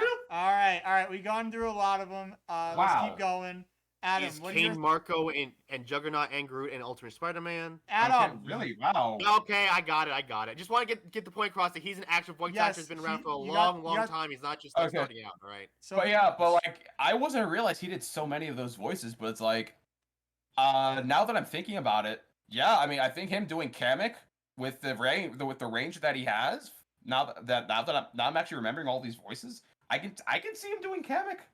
Bryce, I don't got- get on me for tangents when literally you and Victor have been doing nothing but tangents this whole time. Yes, I'm not trying to harp on you. I just realized how long we were talking about this subject. That's We why I was have back. 2 more titles left. Next one is Splatoon 3, and the last one is Bayonetta 3. And those are going to be ones of big talking points for both of them. Yes, So that's yes, all- yes. But that's- overall, Well, I'll say before this right we now. I'll say this continue, right now. I have nothing to say about Splatoon 3, so that's all you guys, and I have only a little bit to say about Bayonetta 3. It doesn't matter. We have. Do you have anything Before to we add continue about the voice onward- acting, Adam, the voice actor roles. before we continue onward, just as a TLDR, great cast. Mhm. Great cast for this movie. I cannot wait to see the trailer. Can't wait to get more info. Honestly, I have a feeling this is gonna be amazing. This is gonna be a real treat. But yeah, those are my thoughts for the information that we got so far. In fact, it's coming out like December. of 2022. I have a feeling it's gonna be definitely one of the big movies of like Christmas next year. Also, It's coming. also Riley said, "Do not disrespect Bluster Kong." I think he said it a little while ago, but Buster Kong. yeah. Adam, my goodness. What do you have to say about the voice acting as a whole? What the hell else am I supposed to say at this point? Yeah, I'm in the same. Like, I do boat. have thoughts, but like at this point, does it really matter? Yeah, like me, Victor, and Chris kind of covered it all. Honestly, like it's just fucking wild to see some of these people that I love their stand-up comedies. A lot of their raunchy comedy, specifically, like Seth Rogen's comedy, Keegan-Michael Key and Peele, and other such things. I recommend you check out Sebastian, by the way. Like He's a lot very of these funny. fucking people, I think I know who that is. Charlie too. I'm gonna check Day this out and very quick. fucking Jack Black. Like these are people that I like grew up with. Like, damn, these people swear all the time. Let's go. And now I'm seeing them in a Mario movie. It's incredible. That's my thoughts, at least. That's my thoughts at this point. I have thoughts, but at this point, doesn't even matter. Just let's move on. Are you sure? Just give your thoughts. Just Give give your it. thoughts. It's like nothing to really give at this point. You guys mostly covered it. Then just sum it up. Just sum it up. Interesting cast. Some fit. Some I'm kind of worried about. We'll see how it comes out when there's a trailer. Who are you worried about? Oh, Illumination themselves. Oh, I know you said about Miyamoto, but still, like Illumination themselves, like they always do like quote unquote safe products. Yeah, their movies aren't bad, but they definitely are. They're very factory work, get out, basic movie kind of thing. Yeah, they don't I take agree. they're not really known for taking risks. Literally, I their whole understand that. point is to make cheap movies fast. Despicable So I know this Me- one's like the one exception, but like still. Despicable Me is one of those exceptions because I really like those movies. They're really fun. I think Minions are fucking ugly and I hate them, but the Minion movie itself was pretty funny. So I like the Despicable Me movies, but I'm not worried about Illumination because if it's safe, then it's not going to be necessarily that big a risk of being a bad movie like we're used to with a lot of video game movies, you know? And you have to remember, since if it'll be a safe video game movie, therefore it's gonna be a masterpiece. Compared to other ones, for the most part, yeah. I mean, Sonic was Usually pretty it's like, safe. oh, this movie. When you think about it, like the Sonic movie is just fine, but like because of that, it's like, oh my god, it's such a great video game movie. Yeah. It's probably gonna be the same with this one too. Exactly. But yes, so I think that covers the Illumination Mario movie. I think so. The next one is Splatoon 3. And I this is think where I tap out. I think what is going to happen is I'm going to let Chris go last just because I want to hear him rant. This man is going to have some rants. I can see it in his eyes. He has the demon's look in his eyes. I mean, you're making assumptions there, but if I'll be last, I'll be last. So go right ahead. Adam, you first. He doesn't really have much of it. I know. I just wanted to put him on the spot. Victor, you go. You haven't played much of any Splatoon, so. Oh yeah. So all I can really say is this makes me want to try it because again, it's Splatoon's another series I really wanted to like try out in depth in detail. Yeah, I've played it a little bit in Chris's Wii, like a little bit of Splatoon too. I think it was your Wii U, Chris's Wii or your Wii U, but I think if anything, like Splatoon 3 makes me really want to get more involved with the Splatoon series as a whole. And the trailer looks good. The stages look really cool. The music is amazing as always. Yeah. Because like Splatoon is known for its really amazing, godlike soundtrack in my opinion. Yeah, and the combat looks good, and it looks like it look, and that's all I can really say. I mean, I would have more to say if I actually play through 1 and 2 in full, but yeah, that's all I really have to say. It looks good. I'm excited, and it makes me want to be involved in this Splatoon series. More actually urged me to finally play the games in full. That's all I really have to say. Hold on, my camera died real quick. I need to. Damn Your it! camera Fuck died. this up. Hold on. This one. Sorry, I'm fixing my camera real quick. You're good. Freaking Droid Cam sucks. It's the only thing I got. Please. Oh wait. Ugh, I hate this so much. Hold on. If it breaks, I have to make an entire new thing in OBS for it. Let me just do this again. real quick. Sorry, everybody watching. Don't go fixing it. Game fucking camera froze because we were using it for so long. It's okay, my dude. This shit happens. I was having issues beforehand too. Oh, they changed the number on me. Love it. Hold on, let me fix that. Oh no, not the number. I Every can't time. believe they've done this. It's impossible. Impossible brew. Impossible. There we go. Alt.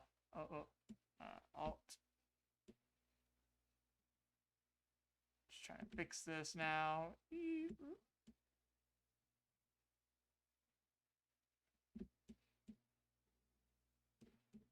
All right, camera's back.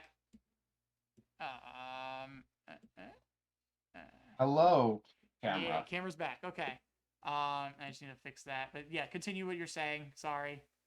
No, yeah, but basically, as I was saying, this makes me wanna. It's it's a similar thing with Animal Crossing. This makes me wanna be involved in actually be involved in the series more. Like I said, the only reason why I didn't play Splatoon 1 and Splatoon 2 is because I was focused on other games and other shit, so it's like I didn't really get to it. But yeah, that's basically it. It looks good. Gameplay looks solid as always, and the music sounds godlike as usual because Splatoon has godlike music. And from the music that I've heard is no exception. Yep. So overall, it looks good. And I'd say I'm excited. I'd say not as excited as I'd say you two, you and Chris are, but it looks good. I'm excited. That's all I have to say. You better get it so we can all stream it together. Yeah. Chris, you're up. Honestly, I don't really have much to talk about. Really? Yeah, because the game has already been released or revealed earlier, and I already had questions about what was going on for the game. Squid Sisters are back, which is awesome. Off the Hook is missing. We might have seen a glimpse of Pearl piloting some big mech. Splatsville is known as the City of Chaos, which could potentially be a reference to the last Splatfest. Yeah. Splatoon 2. You can choose to play as an Octoling, yet it features Octarians, but we don't see any enemy Octolings as well. So we might see enemy Inklings. There's this whole Mammalian, Return of the Mammalians campaign that we have going on. So that's going to be real interesting. It might be something in regards to, I guess, restoring humanity back to its former self. I don't know what's going on. There are certainly more questions than answers now. But it's I'm curious. And the weapons too. There's like a crab thing that you can fucking Spider-Man your way to walls that you would probably only have to ink to actually do the thing. It's looking great so far. I'm curious as to seeing what kind of new ideas that they have for it. And yeah, Off the Hook. First, Splatoon 2 featured the disappearance of Callie and Marie to an extent. She was kind of in her lonesome, but now she's trying to look for Callie. But now they're back together. We don't know. I'm pretty sure they're going to be the ones who are going to be like announcing the news and whatnot. But now, as opposed to like a new duo, but now Off the Hook is also currently MIA. So very, very, very curious as to how everything plays out in the long run. You got these fuzzy Octarians, these other like black things that do other stuff. So I'm definitely looking forward to it. And it's one of my hopes too that made it into the direct too. So I am very satisfied. Looking forward to 2022. It's gonna be a fun year. A lot of good shit. Oh, absolutely.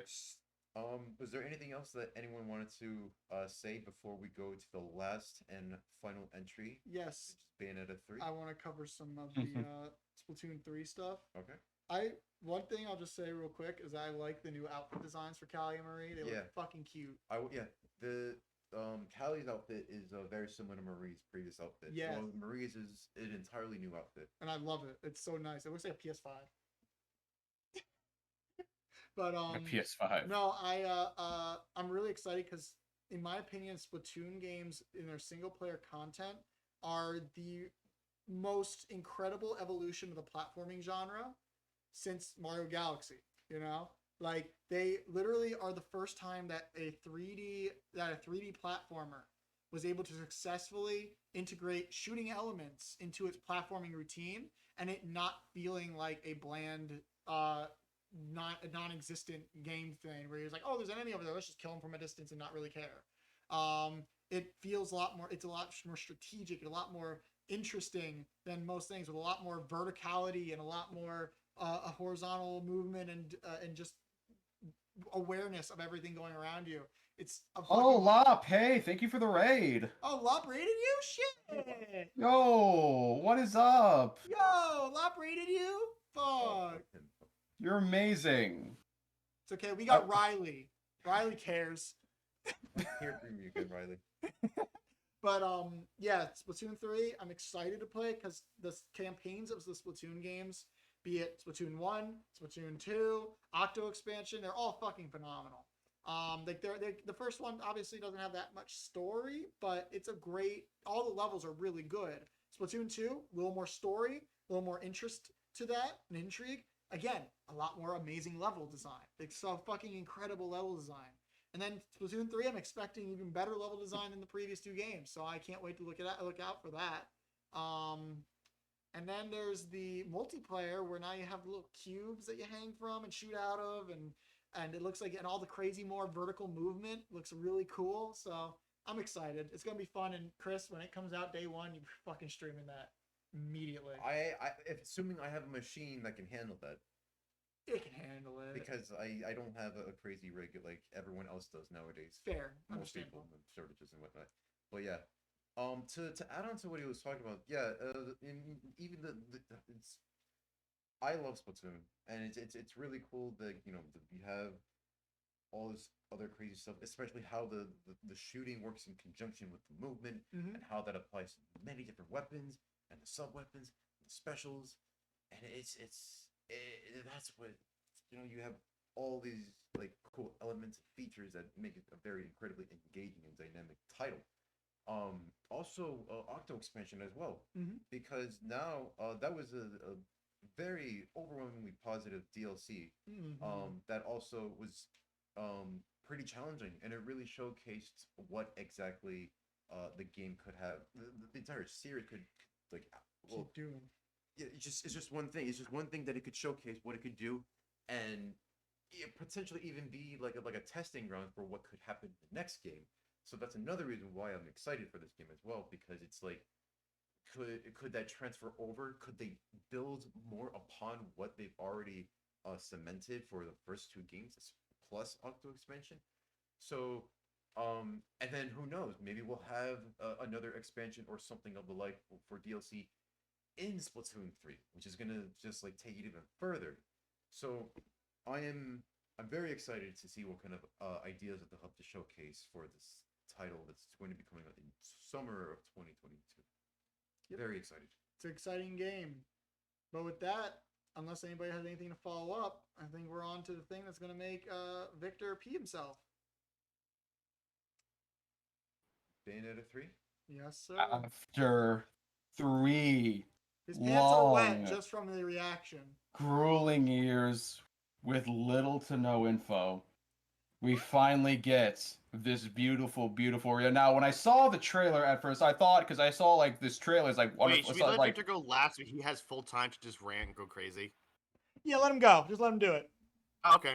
Just let him go do this time, because I need to go grab a glass of water real quick too. I'll hear him still. Yeah. So when I first saw the trailer, I saw like the a one-on-one tower. I was like, oh wait, is this wonderful one-on-one? But then I saw the trailer. I was like, wait, is it?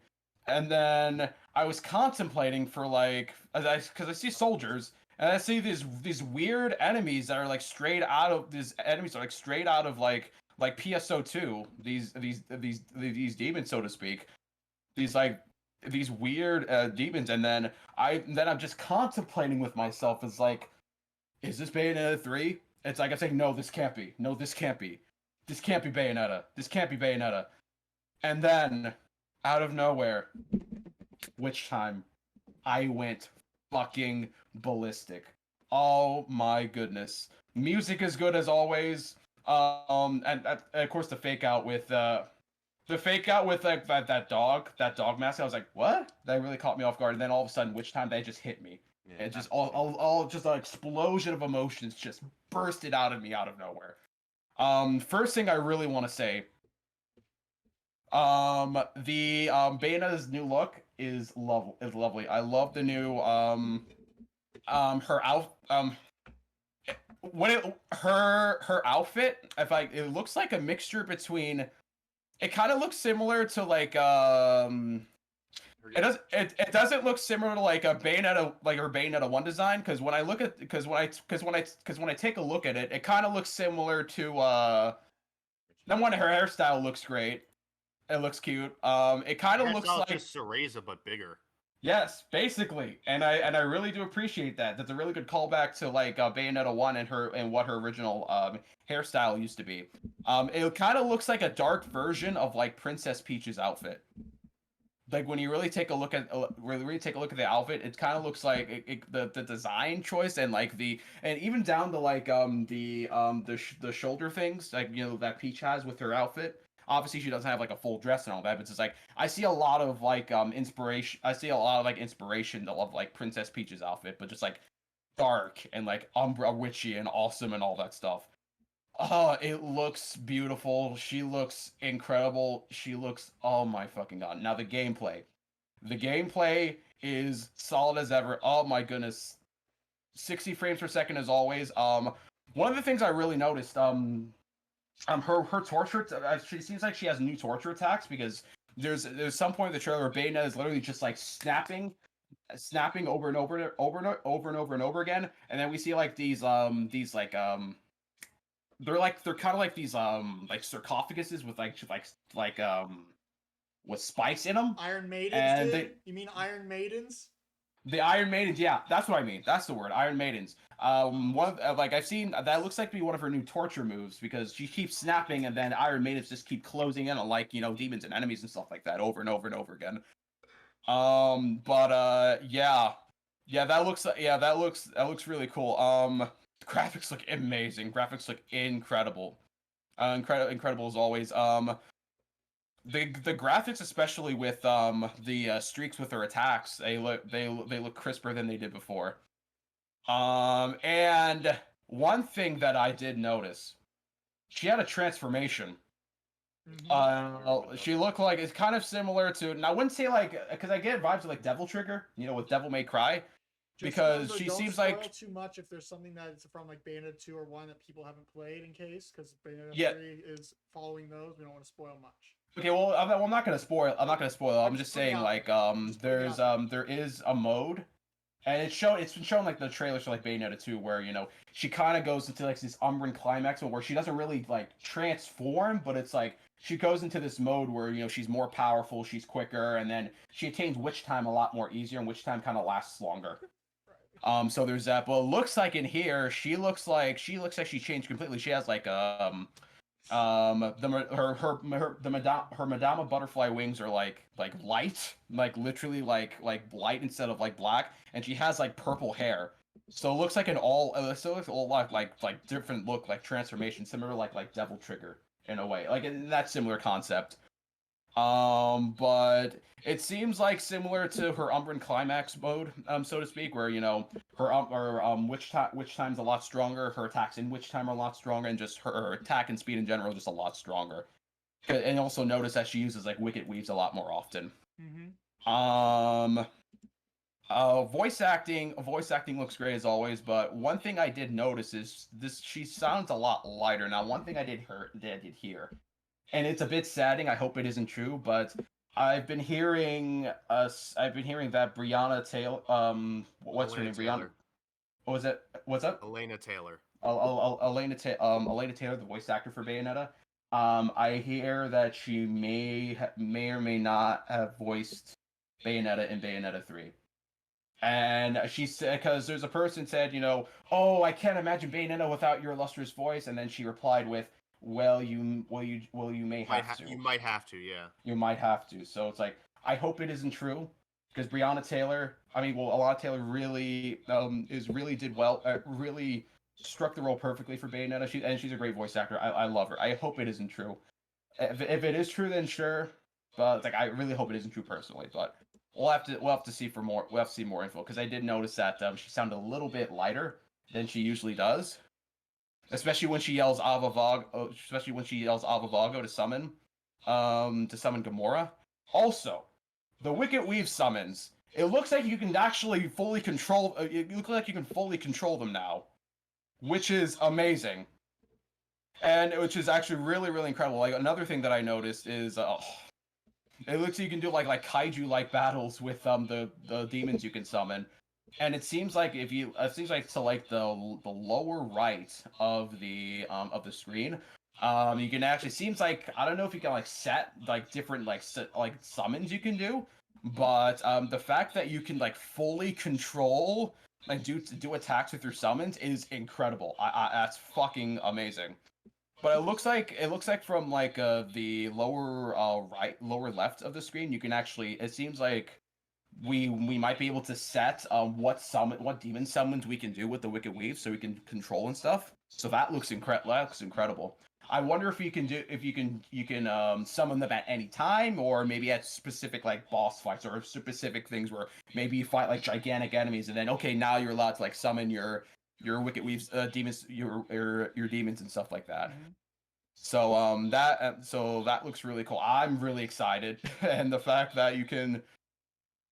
One of the things I also did notice that this flame spider demon that you can summon.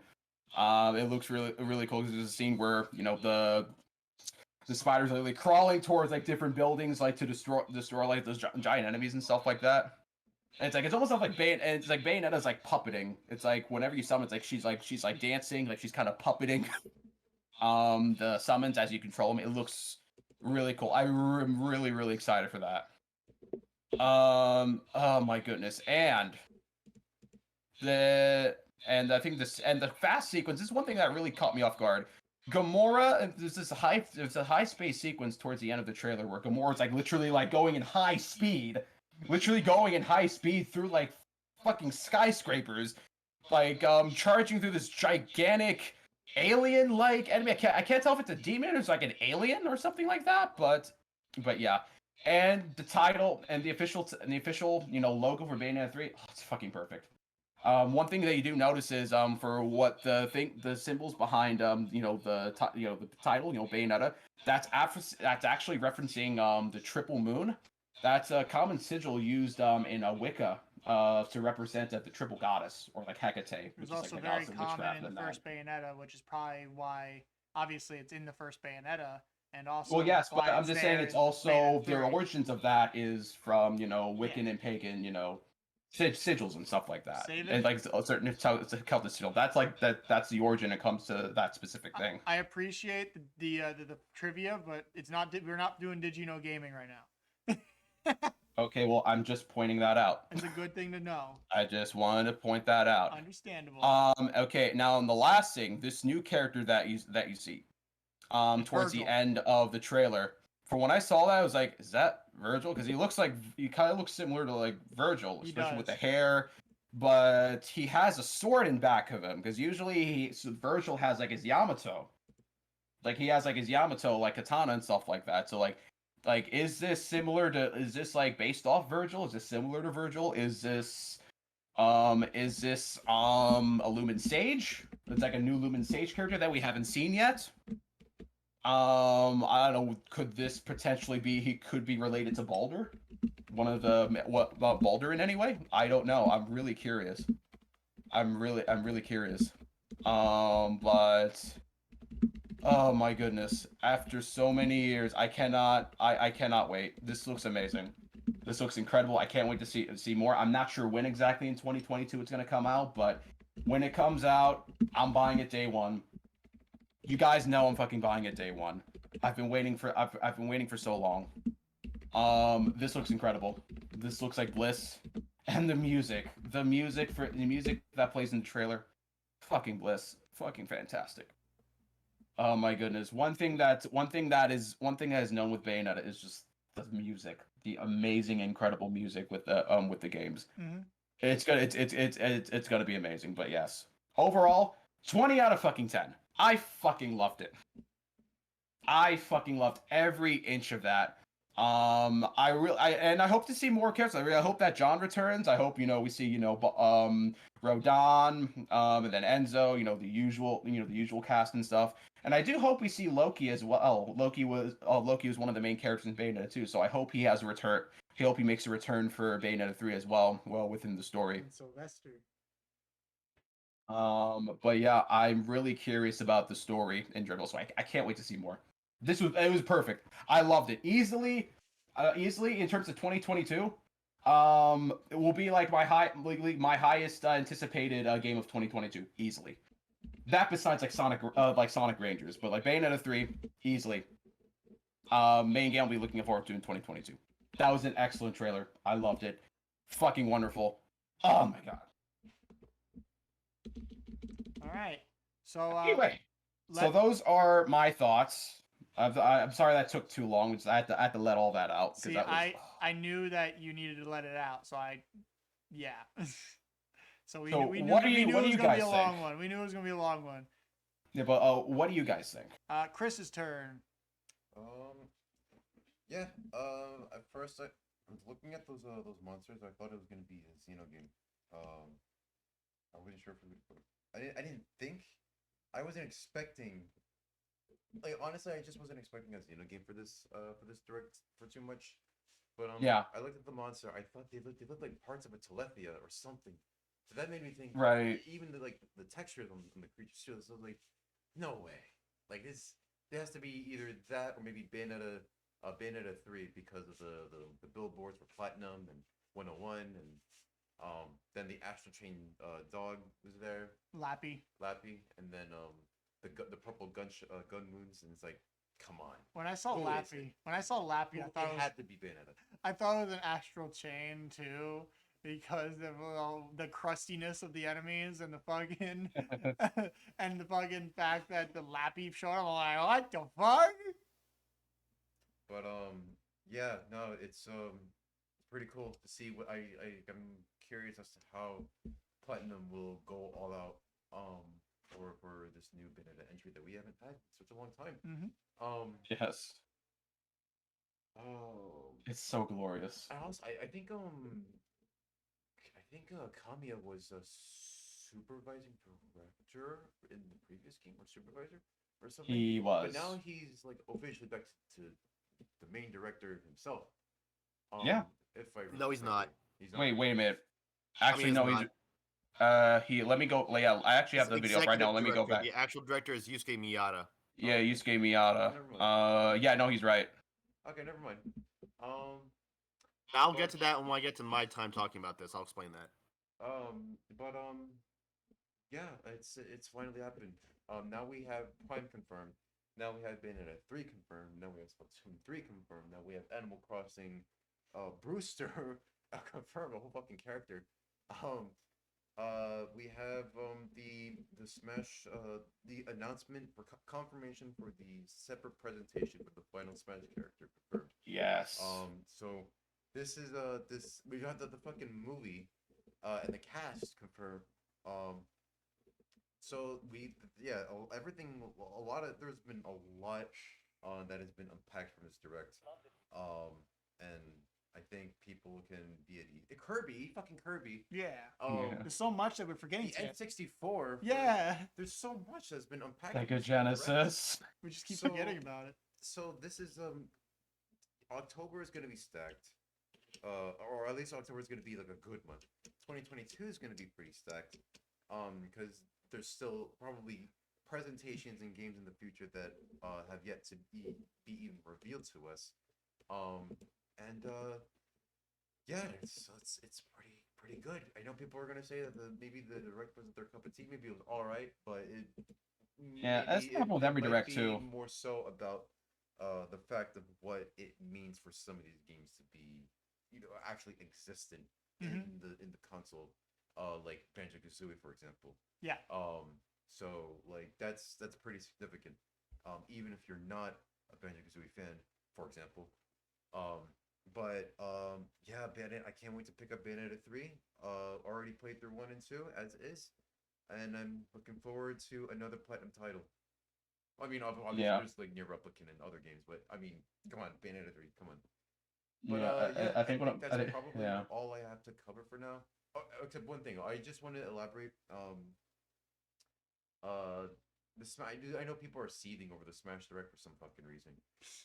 Because again, like I don't know why Sakurai would want to have his final announcement for something as big as this to be in just some direct that he's just gonna do. Yeah. Yeah. So No. it's good. I don't know what their hell their deal is because then they'll have a Smash focused announcement presentation on some other time. So Yeah, because one thing I didn't. What else I wanted to touch up on? Yeah, I wasn't. People are always talking about Xenoblade or Xeno 3 or whatever, the new Xeno game, but I wasn't really expecting it too much. Same.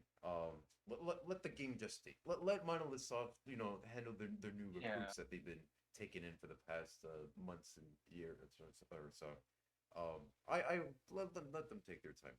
And Then one they- final Then thing. they can release Project Cross Zone 3.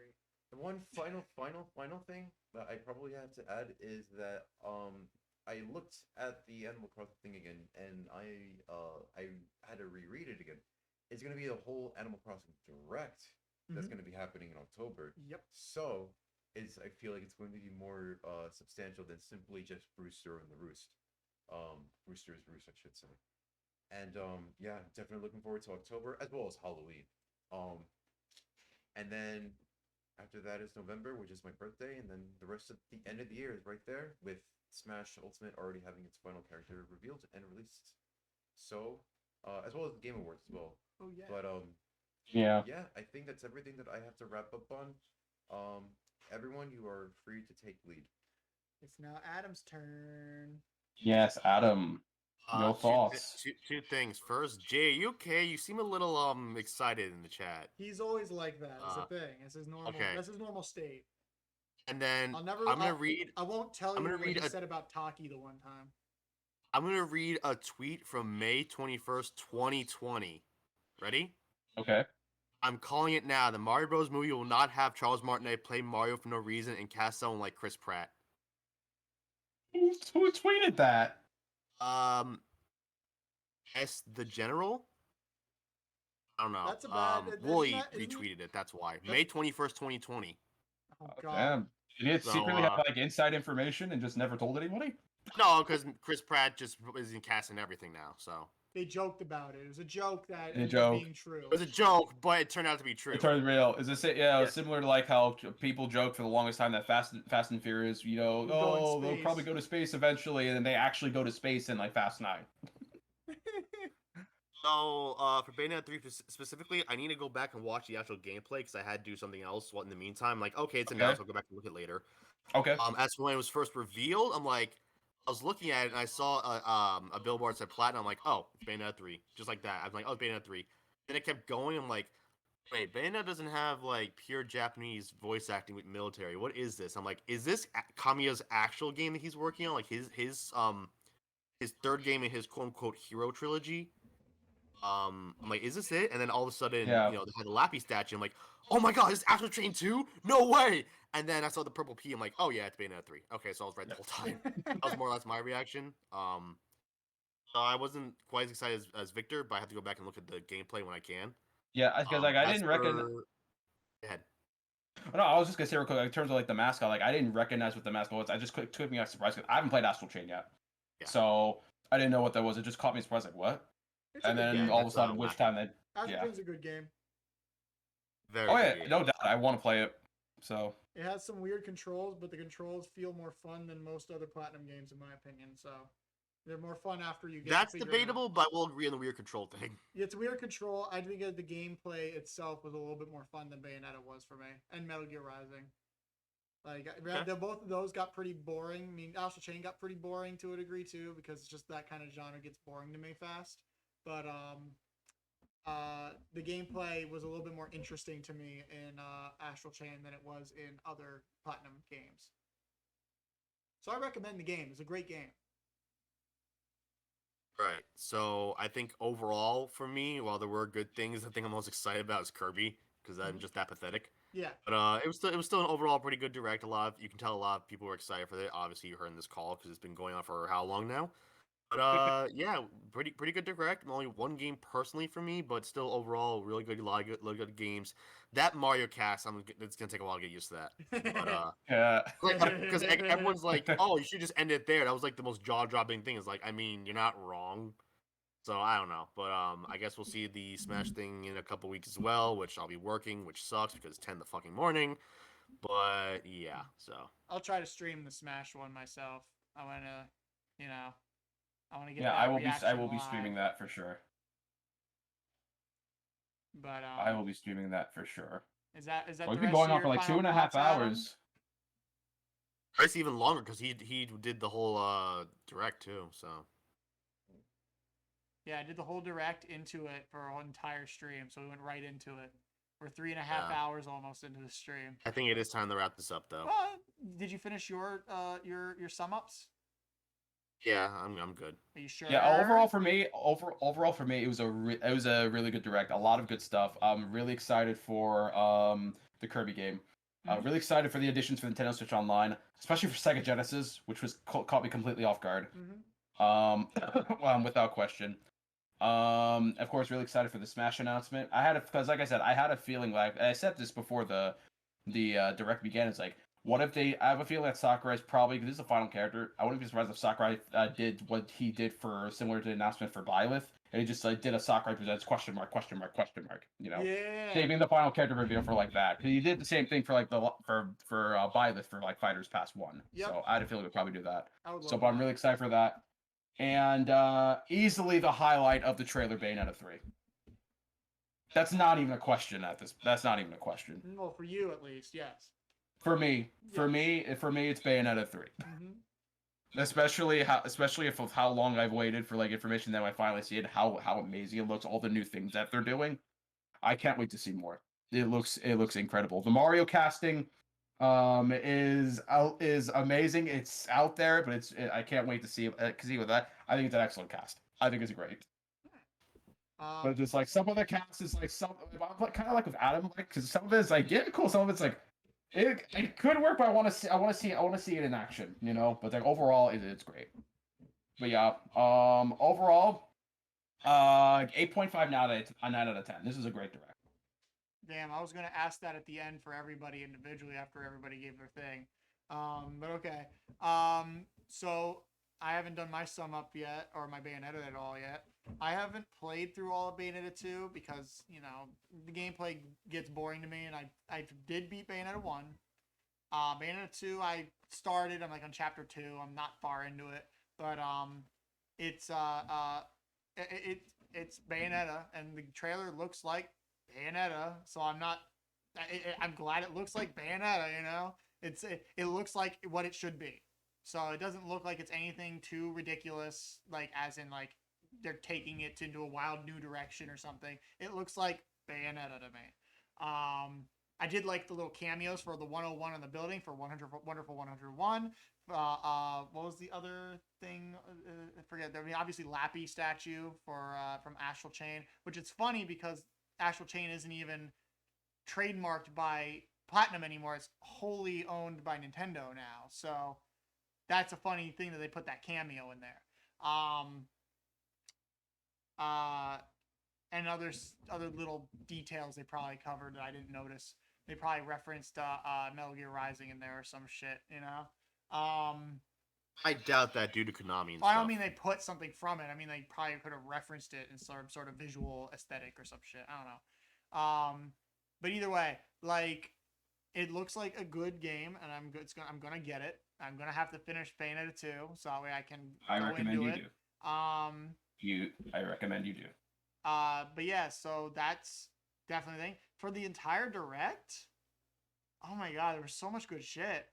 It started out with a bang with the Monster Hunter Rise DLC. That was a good one to start off with. It's not amazing, but it's not bad. It's something people were looking forward to for something new, and I think that's something that the Monster Hunter fans are gonna love. And then obviously Kirby, fucking Splatoon 3 new trailer, Bayonetta 3 trailer, Chocobo GP. Chocobo GP. Chocobo easily GP, the yeah, best that's showing in the entire thing. That's real. That looks really Best fun. game, 10 out of 10. Cannot wait to play again. Haven't even played it, but yeah, I'm gonna stream that shit as soon as it drops. This shit's amazing looking. I'll main Vivi. Then obviously the cast for the Illumination Mario movie. And you know, all the Metroid Dread and all the stuff that the N64 and Genesis, all the things. There's so many good things here that nobody can say that this is a bad direct, and people that will say it's a bad direct, that they obviously just don't like games. Like, why do you have a Switch at that point? Like, you have all these great things coming for anybody who likes different genres. This is a brilliant lineup right here, and that's a shit ton of stuff they didn't even talk about. They didn't talk about Advanced Wars 1+2. They didn't talk about Zelda Breath of the Wild 2. They didn't talk about a lot of other things that they mentioned in the past. Metroid Prime 4 obviously is something that's coming at some point. There's so many things that we know are coming and they didn't even talk about. So I think that this is a win-win no matter what, that this just shows how fleshed out this systems library has become to this point, that no matter what, there is something to play for everybody. And even if it's not, if it's something you don't want in the specific direct, there's probably 700 fucking games that you haven't even played that are also on this platform. Like, you probably have at least 20 things you can play until the next fucking direct, you know? Like, agreed. This is a good fucking direct. This is a really good direct. Now, that's my final thoughts on it. Now I'm going to go around to everybody. I want everybody to rate it out of 10 banana bongs. Adam, you go first. Out of 10 banana bongs? Yeah. Seth Rogen. So, all right, so hang on, I gotta get in character for this. You're already in character. That's just your normal. Hold on, ready? Hold on. I can't inhale that many times. Okay, 8 out of 10. I was gonna inhale 8 times, but I can't do that too many times. What'd you say? 8 out of 10? I was gonna inhale 8 times because bong, but I'll just say 8 out of 10. Puffing a bong Inhaling 8 times would have killed times. my fucking. All right. Chris. How many banana bongs out of 10? How many puffs out of 10? I can't really say I was really disappointed by anything. It's fucking Banjo-Kazooie, and I'm fucking there's so much to kind of take in when you kind of understand the significance of what's happening. Mm-hmm. I'd probably say 10 out of 10 for me. Mm-hmm. It was just a successful direct that just satisfied me in more ways than I could even expect. Fucking now we have we had some expectations, and then we have stuff like Chocobo GP and other stuff that I'm interested in. A mix of stuff that I hoped and a mix of stuff that I didn't expect, but now I want. Yeah. 10 out of 10 for me. Really good. You want to tell us how many banana bongs out of 10, Victor? Yes. When I really think about it, with all the things, honestly, this was an excellent direct, and I think especially with the Mario casting, Kirby, the Nintendo Switch Online expansion by Sega Genesis, and the highlight for me, Bayonetta 3. It's gonna have to be a 10 actually. Yep. If I'm gonna be honest. 10 banana bongs. Yep. All at once. Well, there's definitely things for me that, obviously I liked pretty much everything they showed. Like, there wasn't, besides a couple little smaller titles that I just already wasn't going to play anyway. Like, there's pretty much everything I liked. There was not a single really bad announcement. There wasn't a single bad announcement the entire time. Like, I'll never say that there was a single bad announcement, because all of them were fine. There weren't any weird throwaway titles like some of the indie presents ones have. There wasn't any any of the weird oh, here's a random third-party game that came from fucking PS1, have fun, there wasn't really any of those that were really... I mean, you kind of got that with ActRaiser. Yeah, but ActRaiser's a remake is the thing. That's a remake, so it's that's fine. Like that looked cool. I mean, I think that the 3D models of the characters look like shit over top of the background, but whatever. Like if people if Actraiser fans get something that they are going to be able to play and love, fucking go for it. Like that looked like a good game. It looked like it played very nicely. Oh yeah. The overall, there's just so many things. I'd have to give it a 10 out of 10, just out of pure like. Even if there was things that I didn't like, even if there was like even if I didn't like anything here, I would still consider it a 10 out of 10. It has things for everybody. One thing I also need to add is that this is for me, this is a 10 out of, especially for us, this is an excellent 10 out of 10 direct, especially for a direct that didn't even feature a Smash character. We got Smash news. Yes. We got an update on that, but the character announcement hasn't even been made, or it hasn't been featured. Yep. Yet it still holds its own ground. Yeah, like we didn't have anything that was like the obvious expectation hype. Like the things we expected weren't there, but we still thought it was incredible. Like that shows a lot of promise for everything that was shown. So yeah, I'd say 10, and I think if we average that, it's like what 9.5, 9.3 out of 10. The four of us. Because Adam had an 8, we had 3 10s, which is all good scores, no matter what. That's a fucking great score all around. This is a really well done direct. Yeah, that was excellent direct.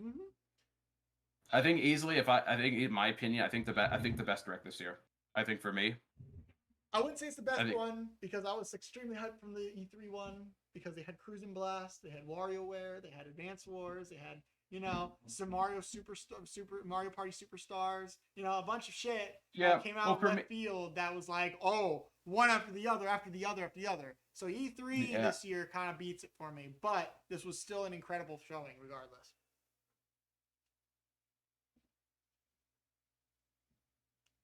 Yeah, Riley said, there's so much good shit, I'm finally homebrewing my Switch. And then he said, Actraiser graphics were cool, y'all bugging. And then Jay, I agree with you. Jay said Sony and Nintendo killed it this year. And then Riley said it's too hard to top WarioWare. Good man, Riley. You are a man of culture. WarioWare is excellent. WarioWare. Yes. I have it right here. Get it together, man. Get it together. WarioWare is excellent. I have to do fan art for Bayonetta's new look. I have to. Oh boy. It must happen. It's going to happen. I expected it. Oh, without Boom! question. Let's go! Boom! Just wait. Said Riley, fuck you. Hell yeah, my brother. Had to break my lurk when I saw Riley. Well, welcome to the stream, Boom. Well, I think we're about to close it off. We're gonna go and I found somebody that is playing Smash. We're gonna just raid them real quick. But in the meantime, if you enjoyed the stream, please drop a follow. And also if you want to, please subscribe because it is September still. So it's 20% off. If you want to follow me on Twitter, you can. And if you want to join our Discord, please click the link in the chat here. So we just finished that. Also, don't forget, check out VGT Adam on YouTube at VGT Adam. He makes great videos. Check out Zekr's Chan over on his channel on Twitch, and also on Instagram as well, and Twitter. And check out Mothapon in our Discord because he likes to hang out there and he doesn't use Twitter much. This is true. He will hang out. As an extra bonus, I actually just posted a review. So. Oh shit! Yeah, Adam just did a No More Heroes 3 review. So. Yeah. Check that out. And if you guys are curious as well, I actually just posted my reactions on my YouTube channel. If you guys are interested in checking that out, just type in Zekr's Chan and you'll find my YouTube channel. Yeah. All right. So, without further ado, the raid Victor, because you're streaming right now too. It's my God, your face is Victor. Jesus Christ. It's gonna be to Duweeb. DUWEEB. It's all lowercase, so it doesn't really matter. Hold on. Say that again. DU. Okay, hold on. E is in dick. DU. WE. EB. So it's all lowercase. Duweeb. Is it's it all all lowercase? It doesn't really matter when you do a raid. It doesn't fucking force you to anything. Raid Dweeb. Okay. So yeah, they're playing Smash right now. I think that they're a Steve main, which is kind of insane, but whatever. Steve I main. just chose somebody that was playing Smash or something related to whatever we're doing. No, they're not playing Steve. They're spectating the game matches. So let's go in and raid them, and I hope everybody has a good night. Yes, thank you all so much for watching us. It's taken with us for like almost 2.5 hours. For you, more it's than 2.5 hours. For me, it's almost 3 hours. It's 3 hours 36 minutes. So. Oh, okay. You know, because what I did was, because after I was done with I know, you my canceled it. reaction, I was really I confused. ended the stream and I immediately started a new one, All so I right. can quickly upload. Well, let's upload head it. So, on. but yeah, Let's head on over to Dweeb. So have a good night, Yes. everybody. have a good night. Have a good night. You also have the